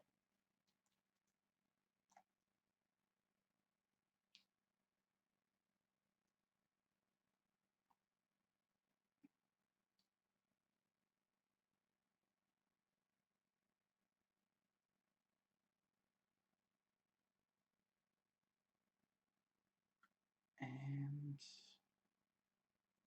I guess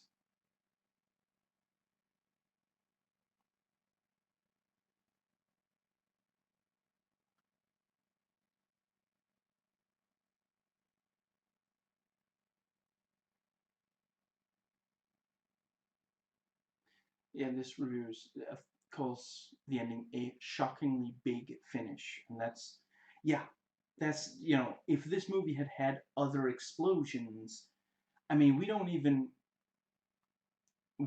don't see terrorist attacks until the very end. We just see preparing for terrorist attacks. We don't see when Brooke is killed in the car accident either. The most of the movie doesn't yeah, we don't see very much of the and then at the end to see the explosion and the building, parts of the building falling apart. Yeah, very it's a what's it called?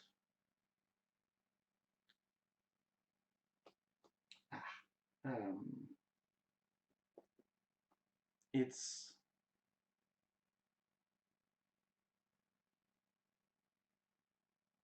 yeah, it's in part it's even more effective because we haven't seen it before, and yeah, I mean, really, there are movies like this that do end with the bomb being stopped, so yeah. Excuse me.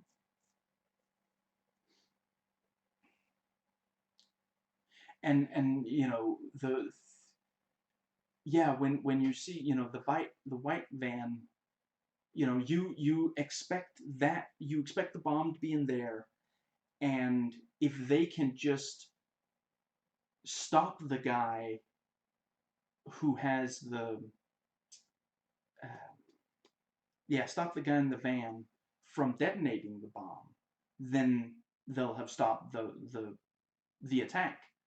That's what you expect to happen. You think that it's about stopping the person in the white van, or more than one person possibly, with the bomb, and that'll be that. So yeah.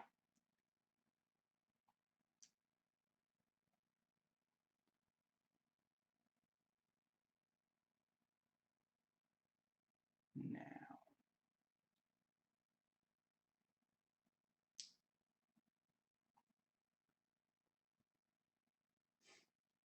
before it finally twists itself into a pretzel in the third act, this paranoid thriller creates a scary mood and allows its leading actors to go all the way with it.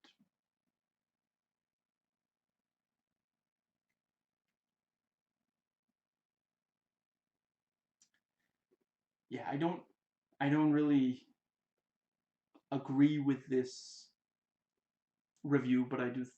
Yeah, I'm gonna read out loud. I do think. Okay, maybe I agree with part of it. A movie with style and craft are fatally confused with substance, and where almost no effort is made to make the characters seem like believable people. Yeah, that is. I don't agree about the substance. I definitely think there's substance, but yeah, the characters are not believable people. Excuse me.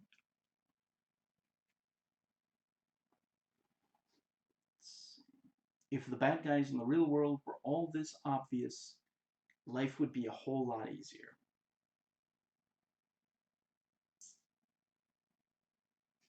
What will divide viewers is the plot. Either the ending makes no sense, or it forces you to rethink everything that went before. Now, amidst the rubble of political rhetoric that underlies Arlington Road, one thing is clear: the enemy is us. Now,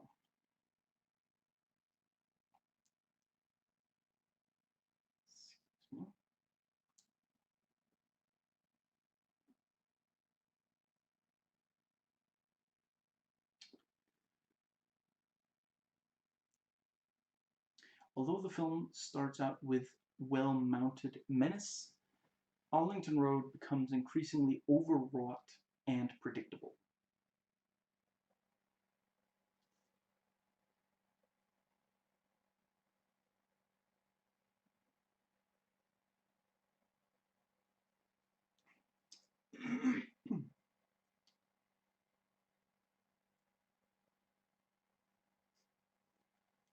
A clumsy and incompetent thriller for 9/10 of its length, but it has an ending so clever and that goes so wildly against expectations, it almost exonerates the film.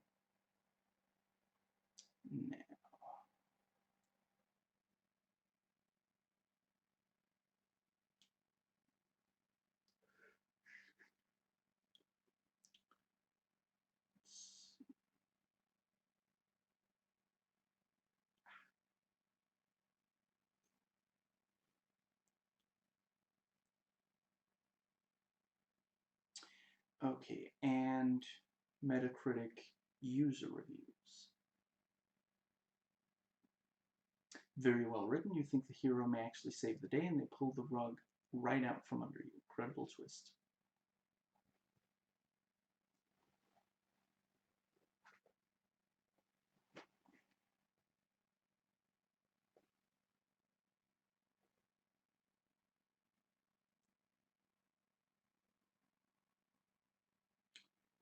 Let's see.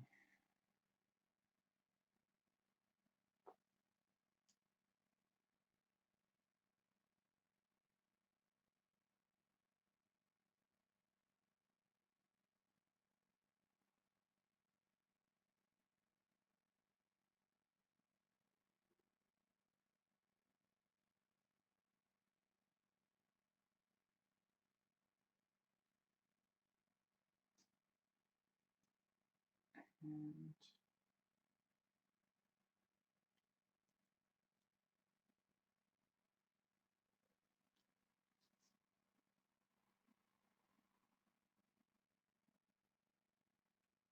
okay, and onto IMDb.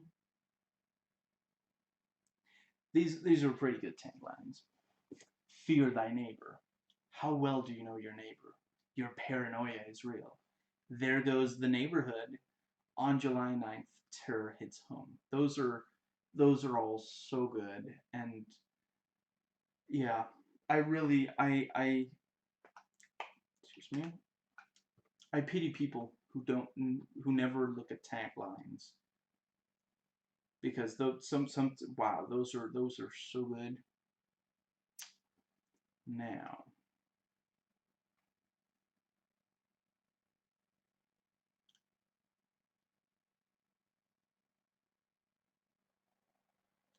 the car crash during the climactic chase scene was unplanned. The plan was for the car to duck behind the oncoming bus and complete the left turn. When the collision occurred, the car trunk sprung open, revealing the bright blue sandbags that had been placed there to allow certain stunts. The quick cuts following the collision are necessary to avoid showing the sandbags. Subsequent shots show the car had already been filmed and show a markedly less damaged car. Yeah, they did a good job hiding it. I didn't realize at all. It looks like it's supposed to be there. Now, let's see.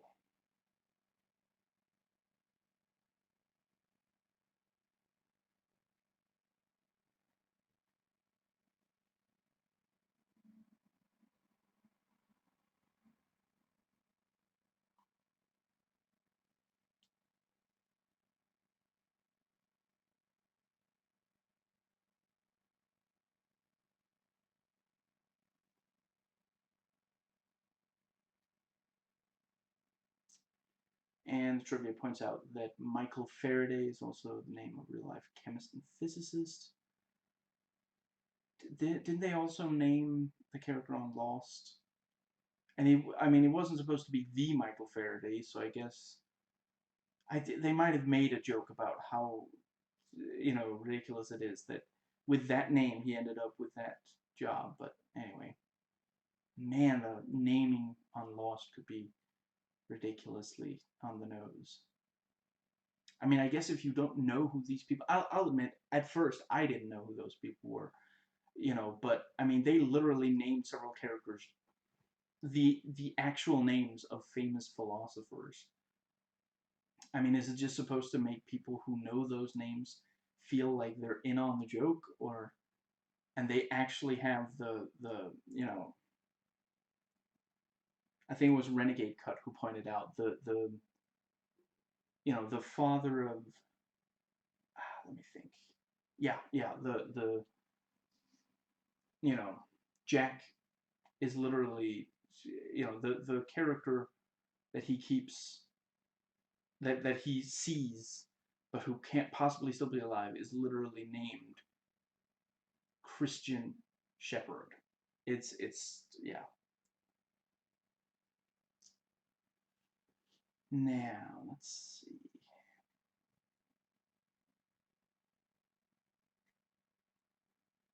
Excuse me.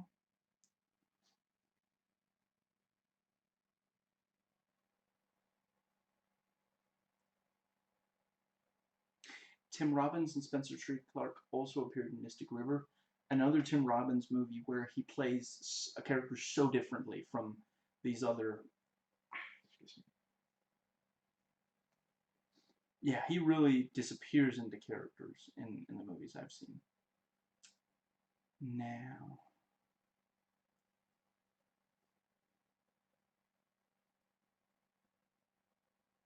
an alternate ending featured a scene in which Grant Faraday figures out his father's fate based on Oliver Lang's strange behavior toward him.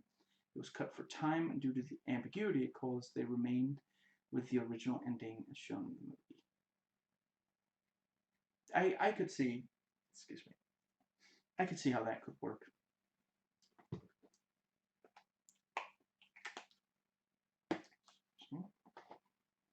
Now,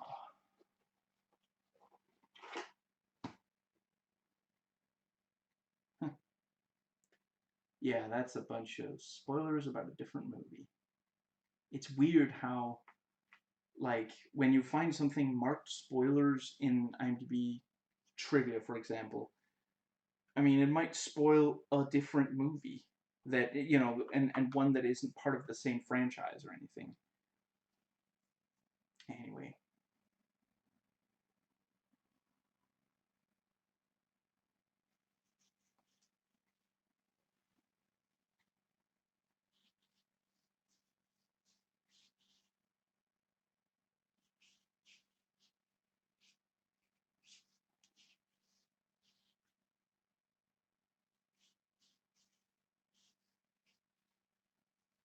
Now,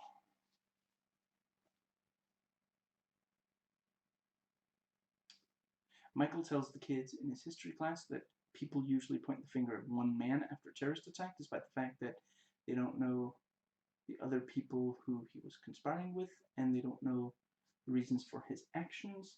They just want to know a single name so they can say that he was brought to justice and feel safe again. This is indeed what happens in the film as Michael is framed for the bombing, and nobody stops to question what his role was in the attack, nor do they stop to wonder who else was actually responsible. And asking about who called the house. Let's see.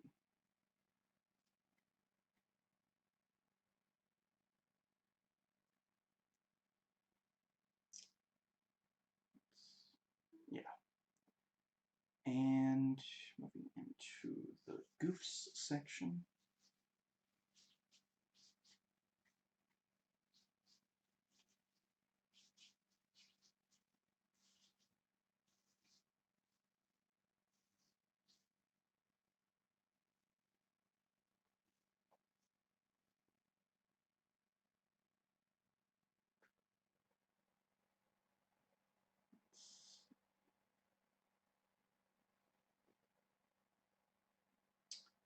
Yeah, I'm not sure there are any of these that are particularly interesting to get into. So,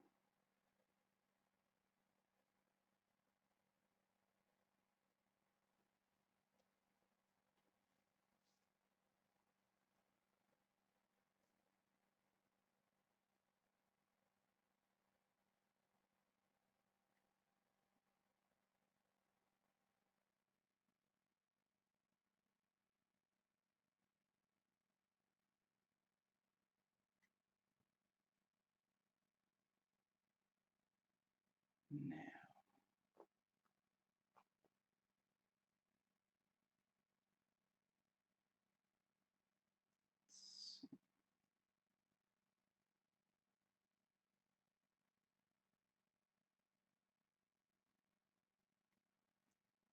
um,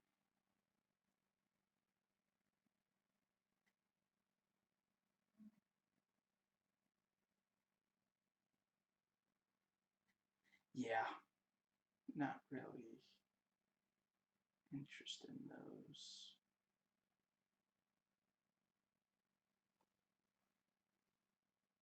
Yeah, going to the quotes, I quite like that, the William, as it says, about to view the explosion, boom.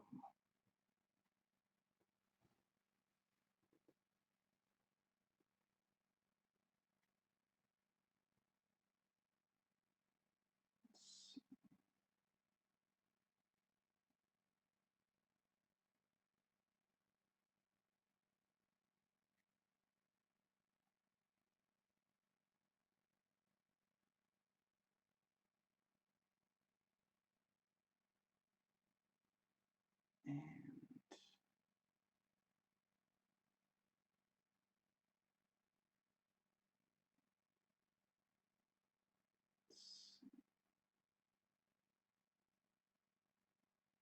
yeah, here are the ending last lines.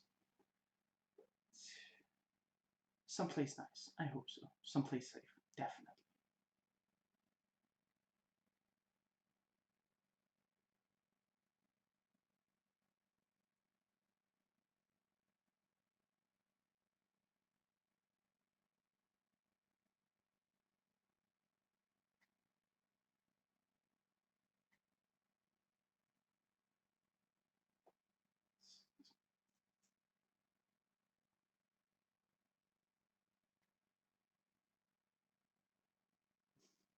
Yeah, just briefly, I already talked about they only killed Brooke. But what about Brooke?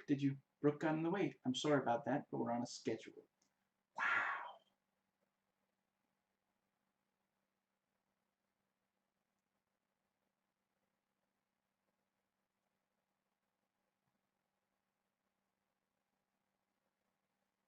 And let's see.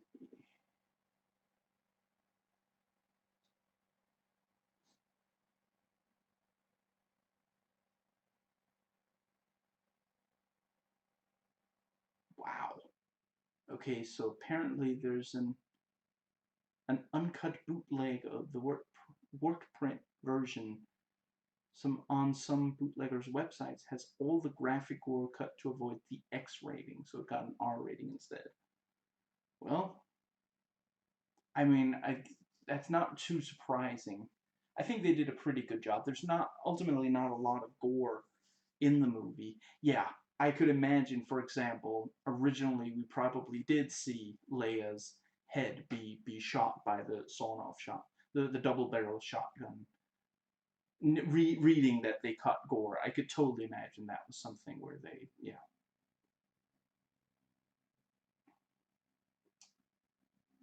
And moving on to the movie connections.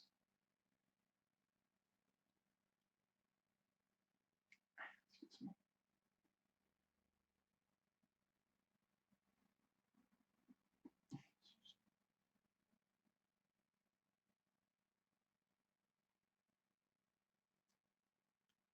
me.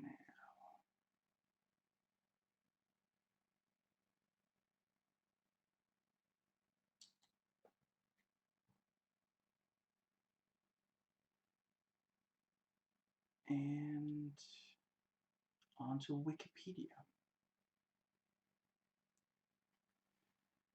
So let's see.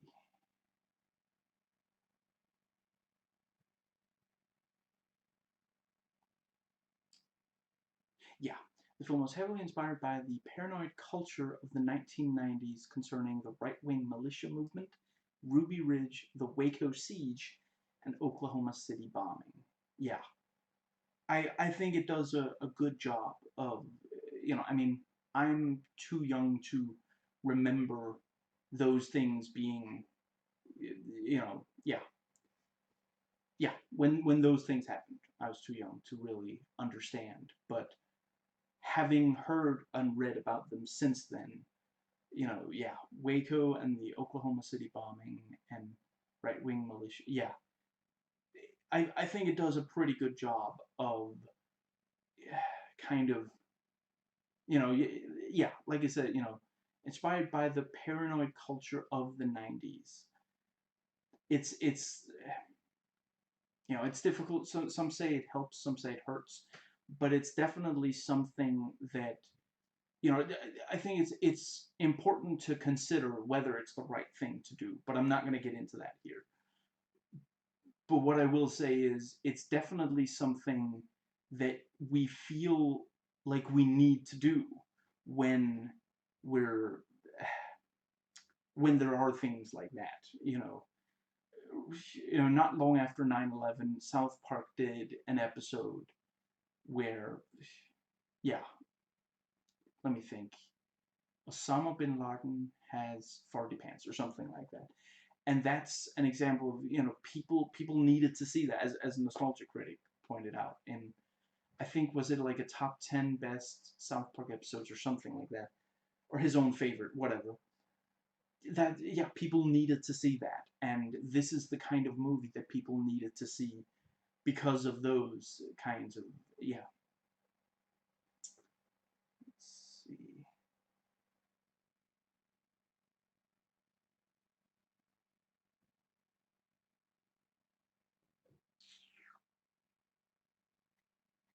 And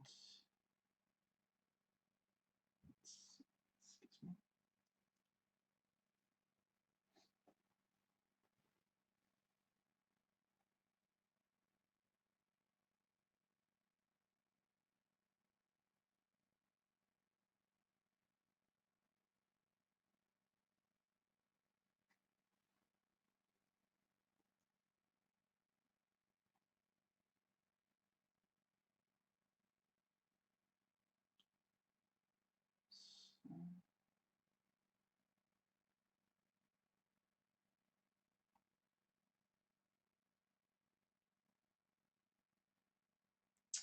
Yeah, I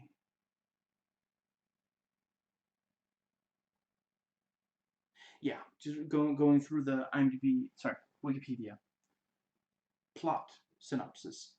This points out, the yeah, Michael takes his college class on a field trip to the site of the standoff in which his wife was killed, and passionately excoriates.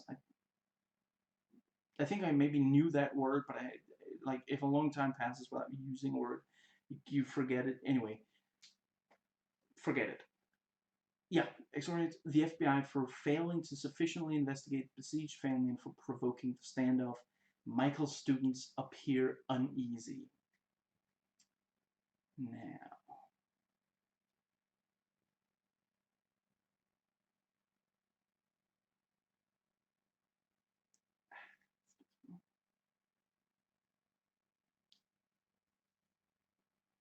ah, see, yeah, this says that Oliver does realize that he does realize that Michael was looking him up when he was going over the newspaper stuff. Yeah, that does make sense. That he saw just enough to know. Now, excuse me. Yeah, and Oliver admits to changing his identity to hide his past from his children.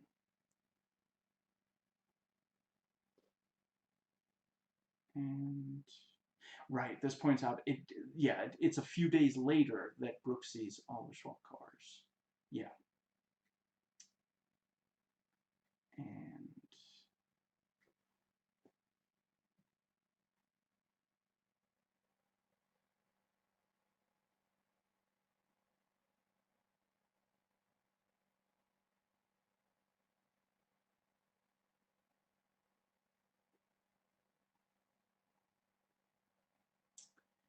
and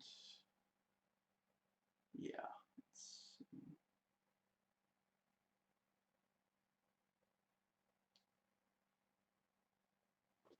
again, apologies for the dead air.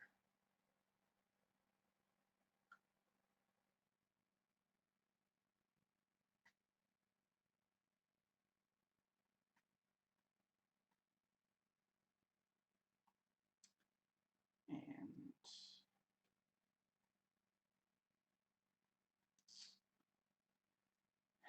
yeah, I guess that's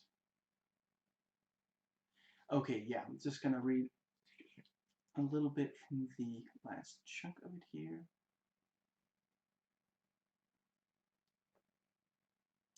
And yeah, a montage of news clips which portray Michael as a lone wolf terrorist seeking revenge on the FBI for his wife's death show that the Langs have successfully framed him. Statements from Michael's students, one of whom is a conspirator, support the official story, giving accounts of his erratic and paranoid behavior, inferring that he held a dangerous grudge against the FBI. Grant, now orphaned, moves in with relatives, tragically unaware of his father's innocence.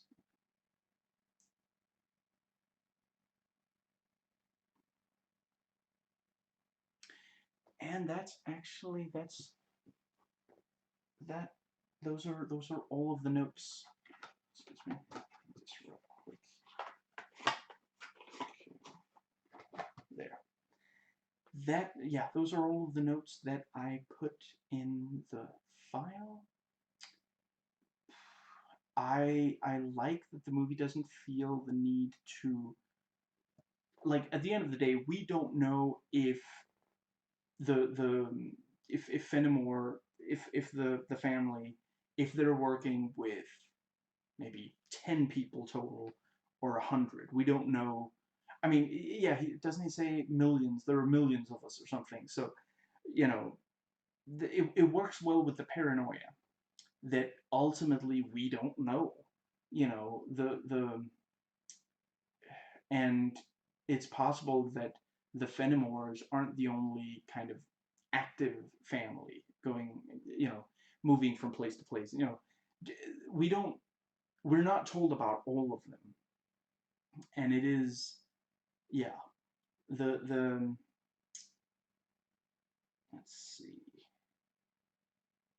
and yeah, and ultimately we're not told about, you know, there are certain things that we see, you know, we see the exchanging of, was it cars and moving, you know, and metal containers and such. You know, the movie doesn't like have a exposition dump about what all of that is, because you can piece it together. You don't need someone, you don't need to be handheld through this sort of thing. So the movie instead keeps to you know, yeah, keeps to a faster pace than it could if it told us all of that. And let's see, there's the what was the other thing? There was the thing of, I like that we, you know, a bunch of the, yeah, I'm gonna go with the word used in the wiki plot synopsis because that was pretty, conspirators. One of the fellow conspirators. Yeah, we see some of the fellow conspirators only very briefly. You know, we see the guy, you know, with the working on the phone, you know, who cuts the line or something so that he has to call from the other phone. And you know, we see the female student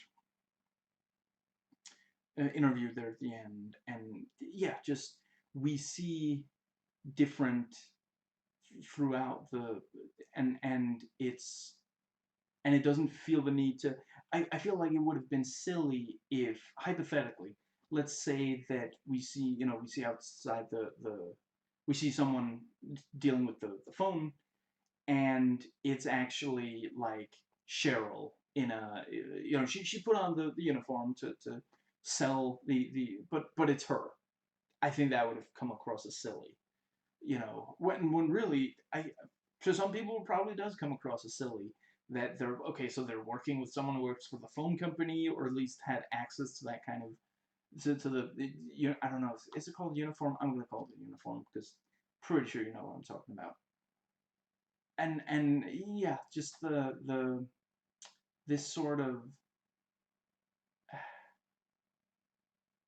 yeah, I feel like it was, I like that they did it that way. We don't need to know their names or any details to their identities. It's just they're conspirators. They're part of the group. And let's see.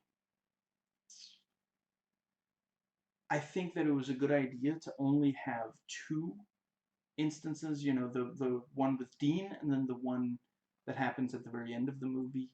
I feel like if this movie had tried to say that it had been like 10 different bombings, and maybe it wasn't all the Fennison family, but it was all the same overall group, I feel like that would have felt. I mean, there are things in the movie that feel unreal, yeah, unrealistic and such, but I feel like that would have been pushing it too far, and that would have been a bad area to get too unrealistic. And I guess that is basically, yeah, come to think of it, I guess rereading the Wikipedia that it says, oh, the Waco, that was, I mean, that's probably where they got the inspiration for the whole thing about all the Parson family. I mean, Waco wasn't quite that, but Waco was a mishandling by the. Let me think. I don't think that was the FBI. I think that was the ATF. But yeah, they mishandled it. Government people mishandled it, and there was violence in a way that didn't really need to be. That could have been avoided. So that's actually, yeah. It's too bad they couldn't come up with a more with a yeah, with a scenario for the Parson family that wasn't so hard to believe, but they maybe didn't want to get too close to Waco. I'm not gonna lie, if Waco had been a movie plot instead of an actual thing, I think we would be calling it far-fetched. I think we would say, "Oh, this is so insulting to hardworking government agents. They're not going to make a mistake like this." So yeah, yeah, maybe they felt the need to make it so, excuse me, to make it very clearly distinct from the Waco thing, and thus ended up with the far-fetched. Yeah. I mean, yeah, to briefly, if you watch this far and you haven't watched the movie, you know what? That's your choice. To briefly say, I guess if it's the kind of thing where you're gonna be like, yeah, if it might bother you if there's a lot of writing that kind of, crap, what was I was gonna, if there's a lot of writing that is, what was I gonna say? Um,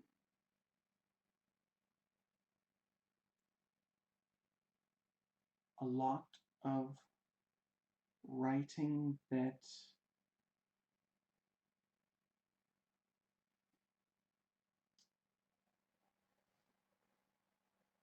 yeah, I guess that, yeah,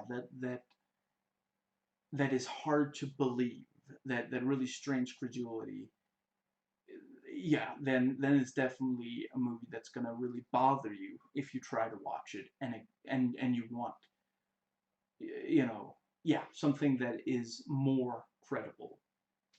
And let's see if the let's see.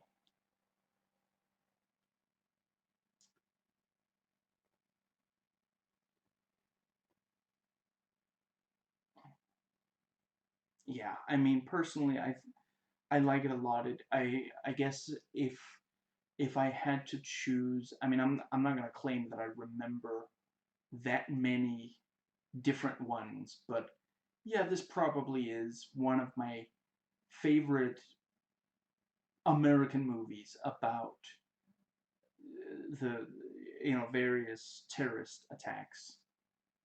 The yeah, I think this is about, yeah, it's one of my favorites. I would definitely say overall the the siege,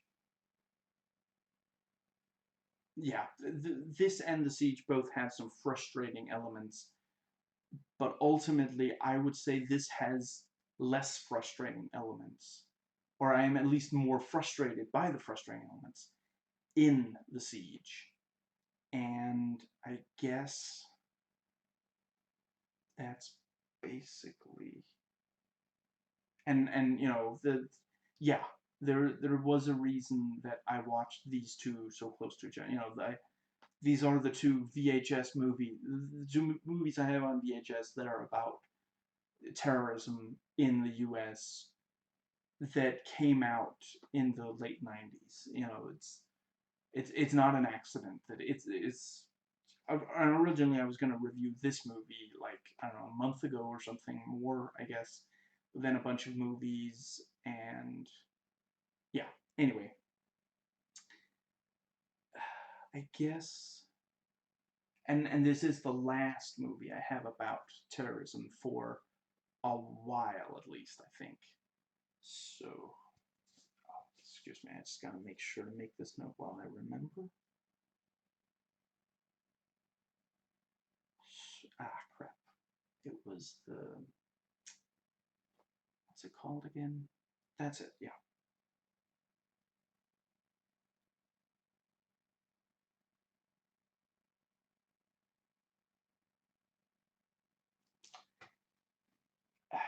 I guess that is all that I have to say about it. I mean, let's see.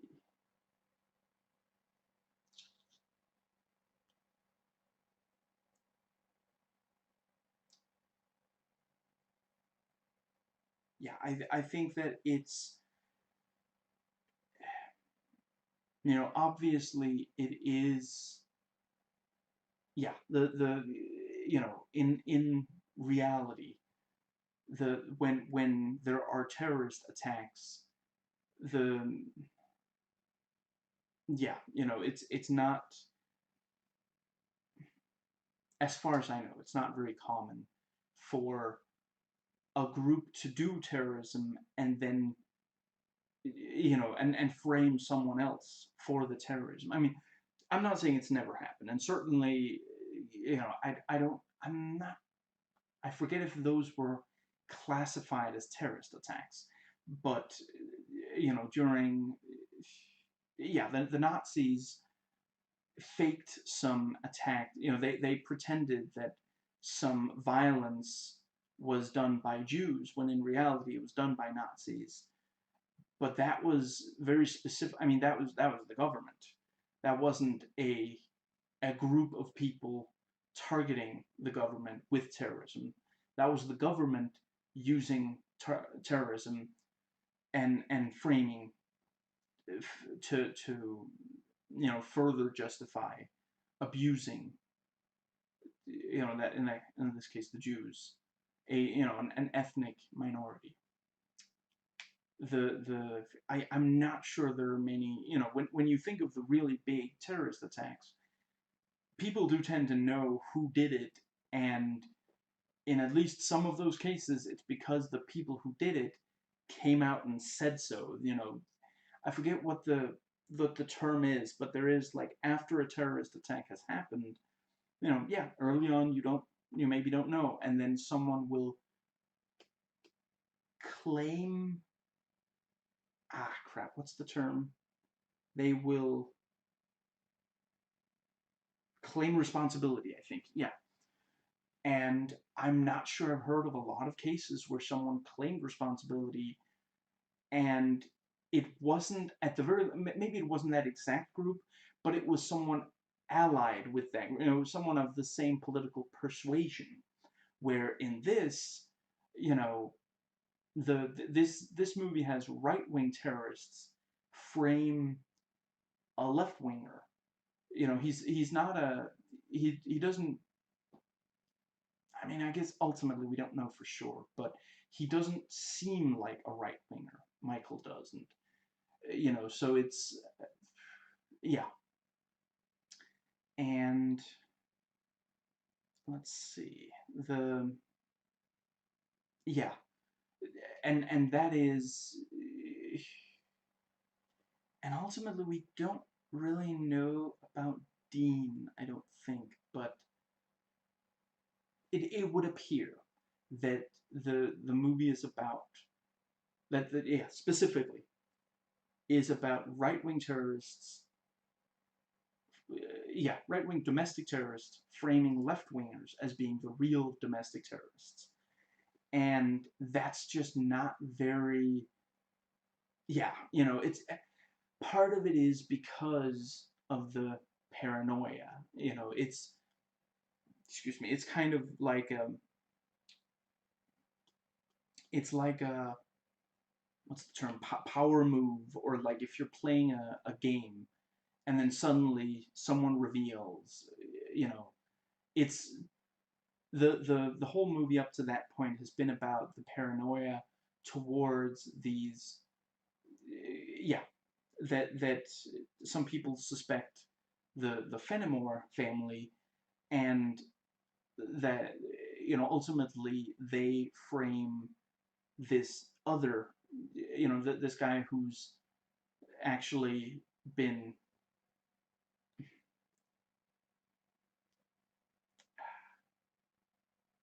yeah, someone who, I mean, technically he didn't, I guess he didn't work with the FBI, but he, you know, his wife was FBI, so it's not, you know, yeah, he was, and it seems like he was okay with it. Basically, the only thing he feels that they should own their mistake. They should admit that they made a mistake there, and that's why she's now dead.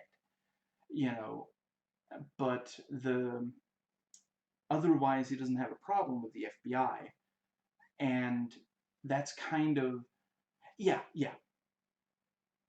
I finally got there. What I'm saying is, basically, the movie is about that right-wing domestic terrorist groups in the U.S.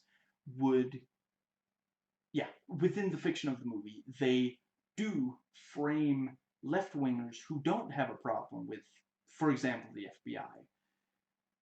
And the, let's see, yeah, they so that they can hide, because, you know, maybe maybe the Fenimores work for one specific group, or maybe there's like 10 different groups who work, maybe they work independently of each other, maybe they sometimes help each other, but whether it's one group or 10, they have a very specific anti-government, uh, what's it called, goal and leaning. And if the government realized that it was the work of a group with that leaning, then it would be a lot more difficult for the group to keep doing what they're doing, because they would get, their actions would get more attention. But as long as they keep framing these bombings as, you know, lone wolf kind of attacks, then their group doesn't get any, because you can't find a lone wolf by looking at a group that, and if Dean attacked because of the, what was it, taxes, and if Michael attacked because of his wife and specifically targeted Wit, well, you can't predict the next in line based on that. That's just too, what are you going to do? Look at everyone who has gotten, you know, yeah, the tax thing, anybody who's had problems with the IRS, you're going to target everyone who's had someone close to them die as part of a government operation. That's, you can't possibly do that. Where if they realized, if the government within the fiction of the movie realized this is the work of a group of terrorists who are targeting the government in general. I forget, was it an FBI office that Dean attacked? It was a government building of some kind, I forget. So it's a way to keep keep their actual work hidden and prolong their effective, yeah, so that they can keep doing what they're doing for longer without being caught. And yeah, it is the paranoia of it. It's this thing of, you don't know the what's really going on, this whole thing. And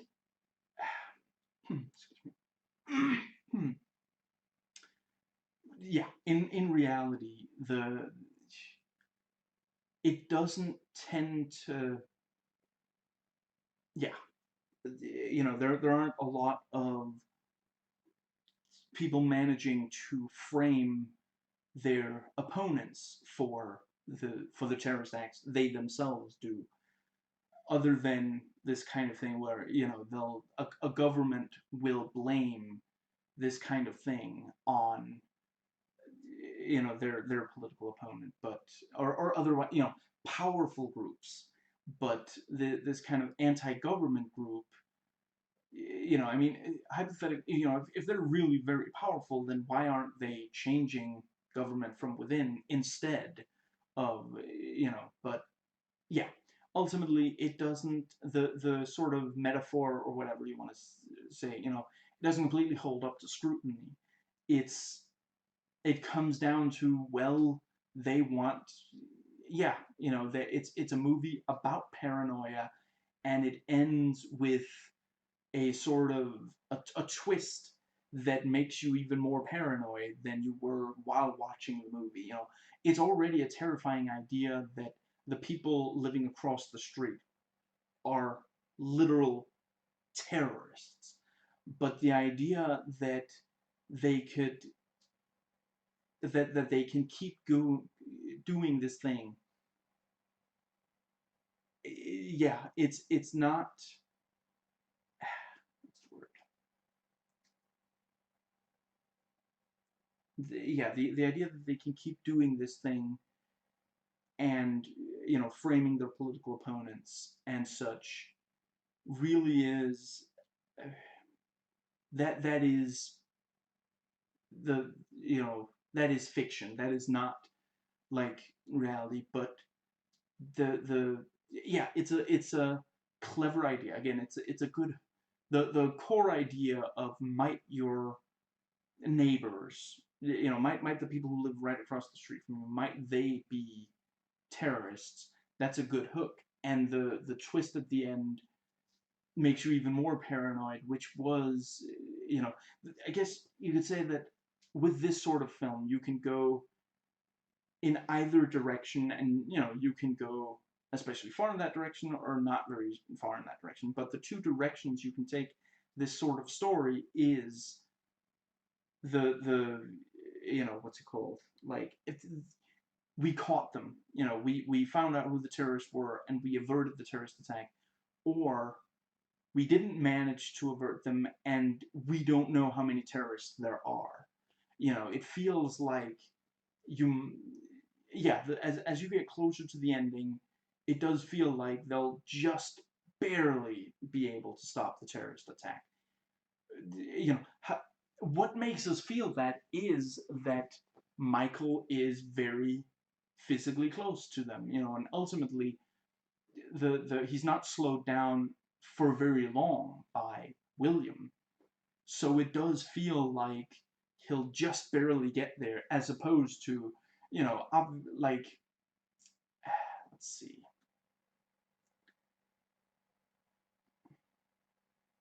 Yeah, like hypothetically, let's say that Michael was like kidnapped and tied up, and then Brooke is the one who has to try to stop the attack, but she still just barely believes Michael is even correct about then we'd be like, it's hopeless. They're not going to be able to stop it.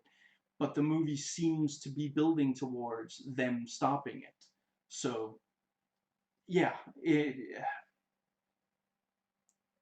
again, I'm not going to get into whether it's responsible or irresponsible to make this sort of movie, but it definitely is the kind of thing that I think any ending where the terrorists were caught, you risk the you run the risk. That's the saying, of it just feeling unsatisfying. Of it feeling, well, that was too easy. If it's that easy, then why aren't they doing it in real life?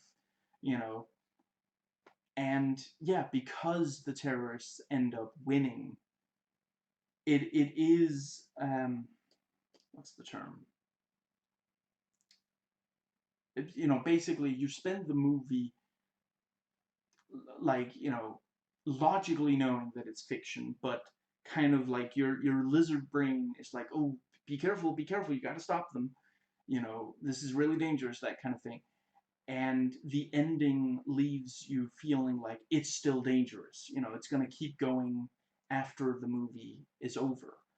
And yeah, that was, that is sort of, I mean, ultimately, that is the goal of many terrorists, is to leave people fearing that another attack is right around the corner.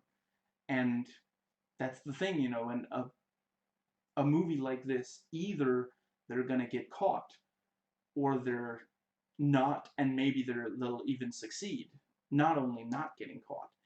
And yeah, I'm not one to say if it's responsible or not, but it is a movie that really kind of, yeah, it speaks to the lizard brain, as many movies do, and it does a very effective job of that. And you end up feeling like, like this is how it would go. This is the kind of thing that would happen. Yeah, like, if there were terrorists as, excuse me, as adept at getting others to transport the bomb to the yeah, then it would, in real world, they would be extremely effective. I guess I'll just briefly in closing say I do think maybe the idea of the media, maybe that theme should have been set up at least a little earlier, because really, ultimately, the whole thing of the media, you can't trust the official story kind of thing. I mean, I guess part of the theme's setup is when Michael explains in his lecture and tells the class that he doesn't buy the official story. See, yeah, that is where it's supposed to be set up. The thing is, ultimately, he does end up sounding a little bit like a conspiracy theorist there. If they had made it less, yeah, I don't know exactly. Again, I don't know exactly how it should be done, but I do think it could have been done in a way where it sets up the theme without us. Yeah, but yeah, that sets up the theme, and then you have the coverage of Brooke's death, which does say, oh well, you know, looks like she lost control of the car or something, where, you know, the viewer realizes, and to an extent Michael realizes. Oh, yeah, sorry. Michael realizes also, because he specifically says, you know, he asks, why did you kill Brooke?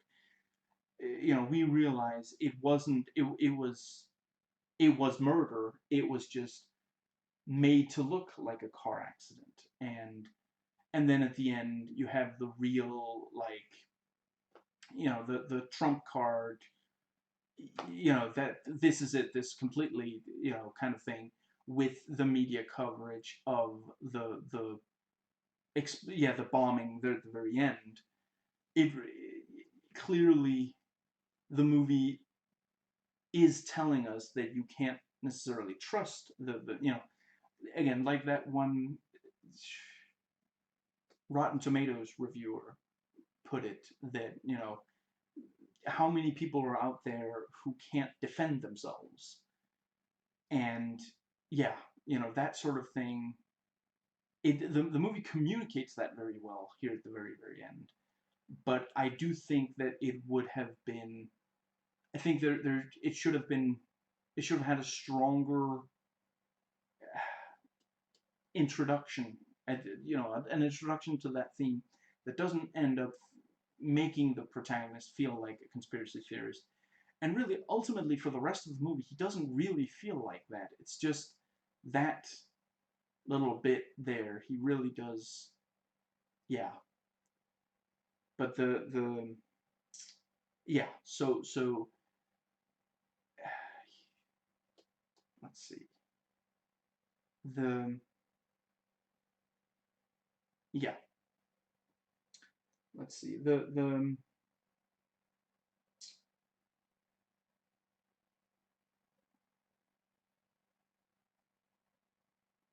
yeah. The theme, that theme could have,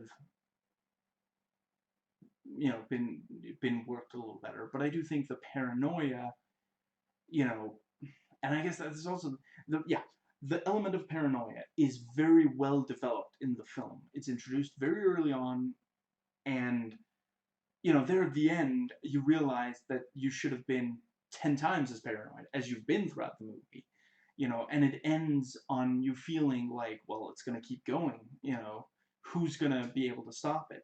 If Michael didn't realize, you know, yeah. So the, let's see.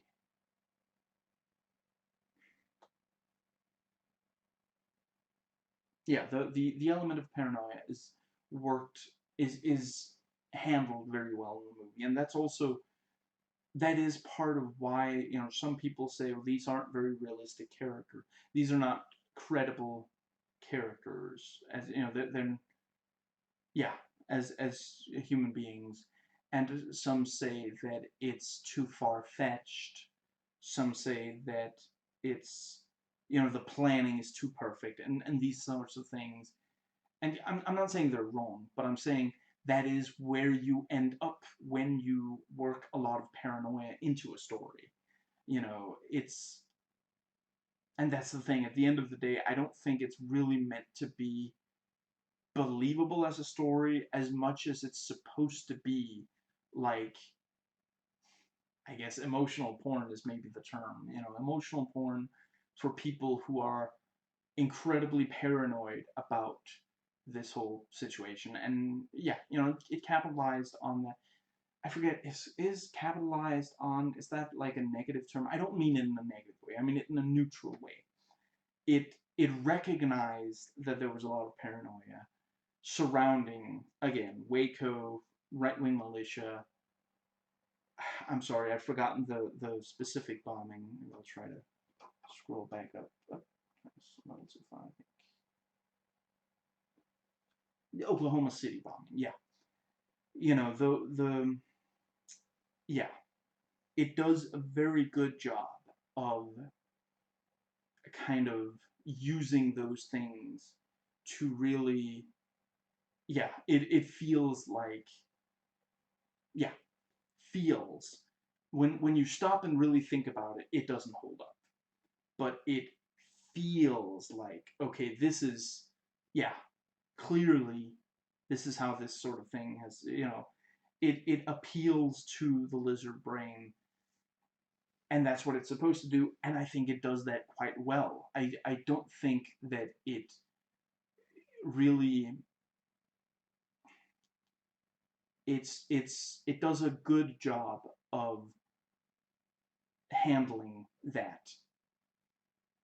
I mean, honestly, when I watched it in 2012, I was way less aware of things like this, so I didn't appreciate it as much at the time, but it still really worked for me.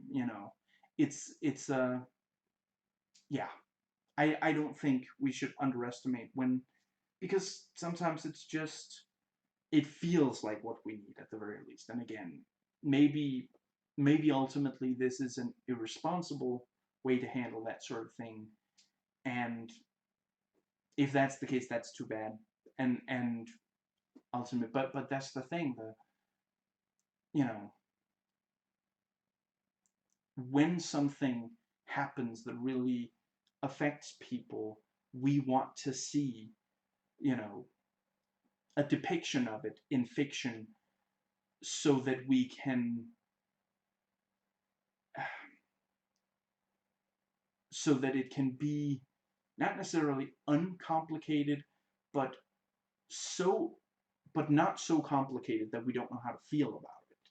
You know, at the end of the day, there are a lot of things about, for example, 9/11, that are, and that's also why you see a lot of people just, you see a lot of, yeah, I'm not going to get too much into it, but you see people trying to reduce 9/11 to Muslims are bad and want to commit violence within the United States, which is a horrible and huge oversimplification.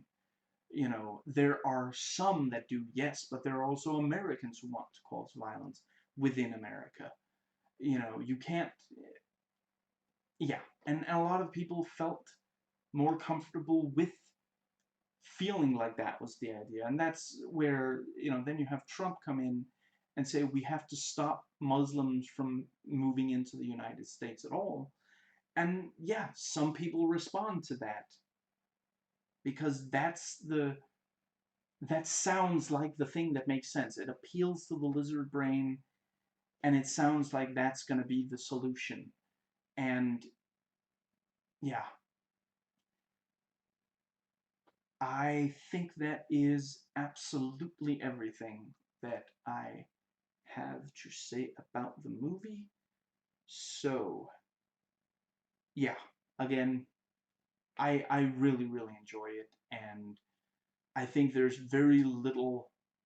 ultimately, there's very little about it that I would change, and it's very, very close to an 8 out of 10 for me, up from a 7 out of 10. And yeah, so the let's see, that is gonna be it for now.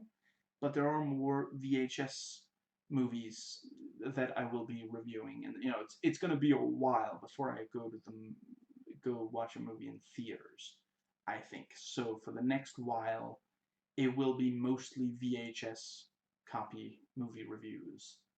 So, and it looks like I'm finally, I forget, is there maybe like 10 left of those or something? So yeah, and then I'm back to other, yeah. But I hope you enjoyed watching, as I enjoyed watching and recording, and I'll catch you next time.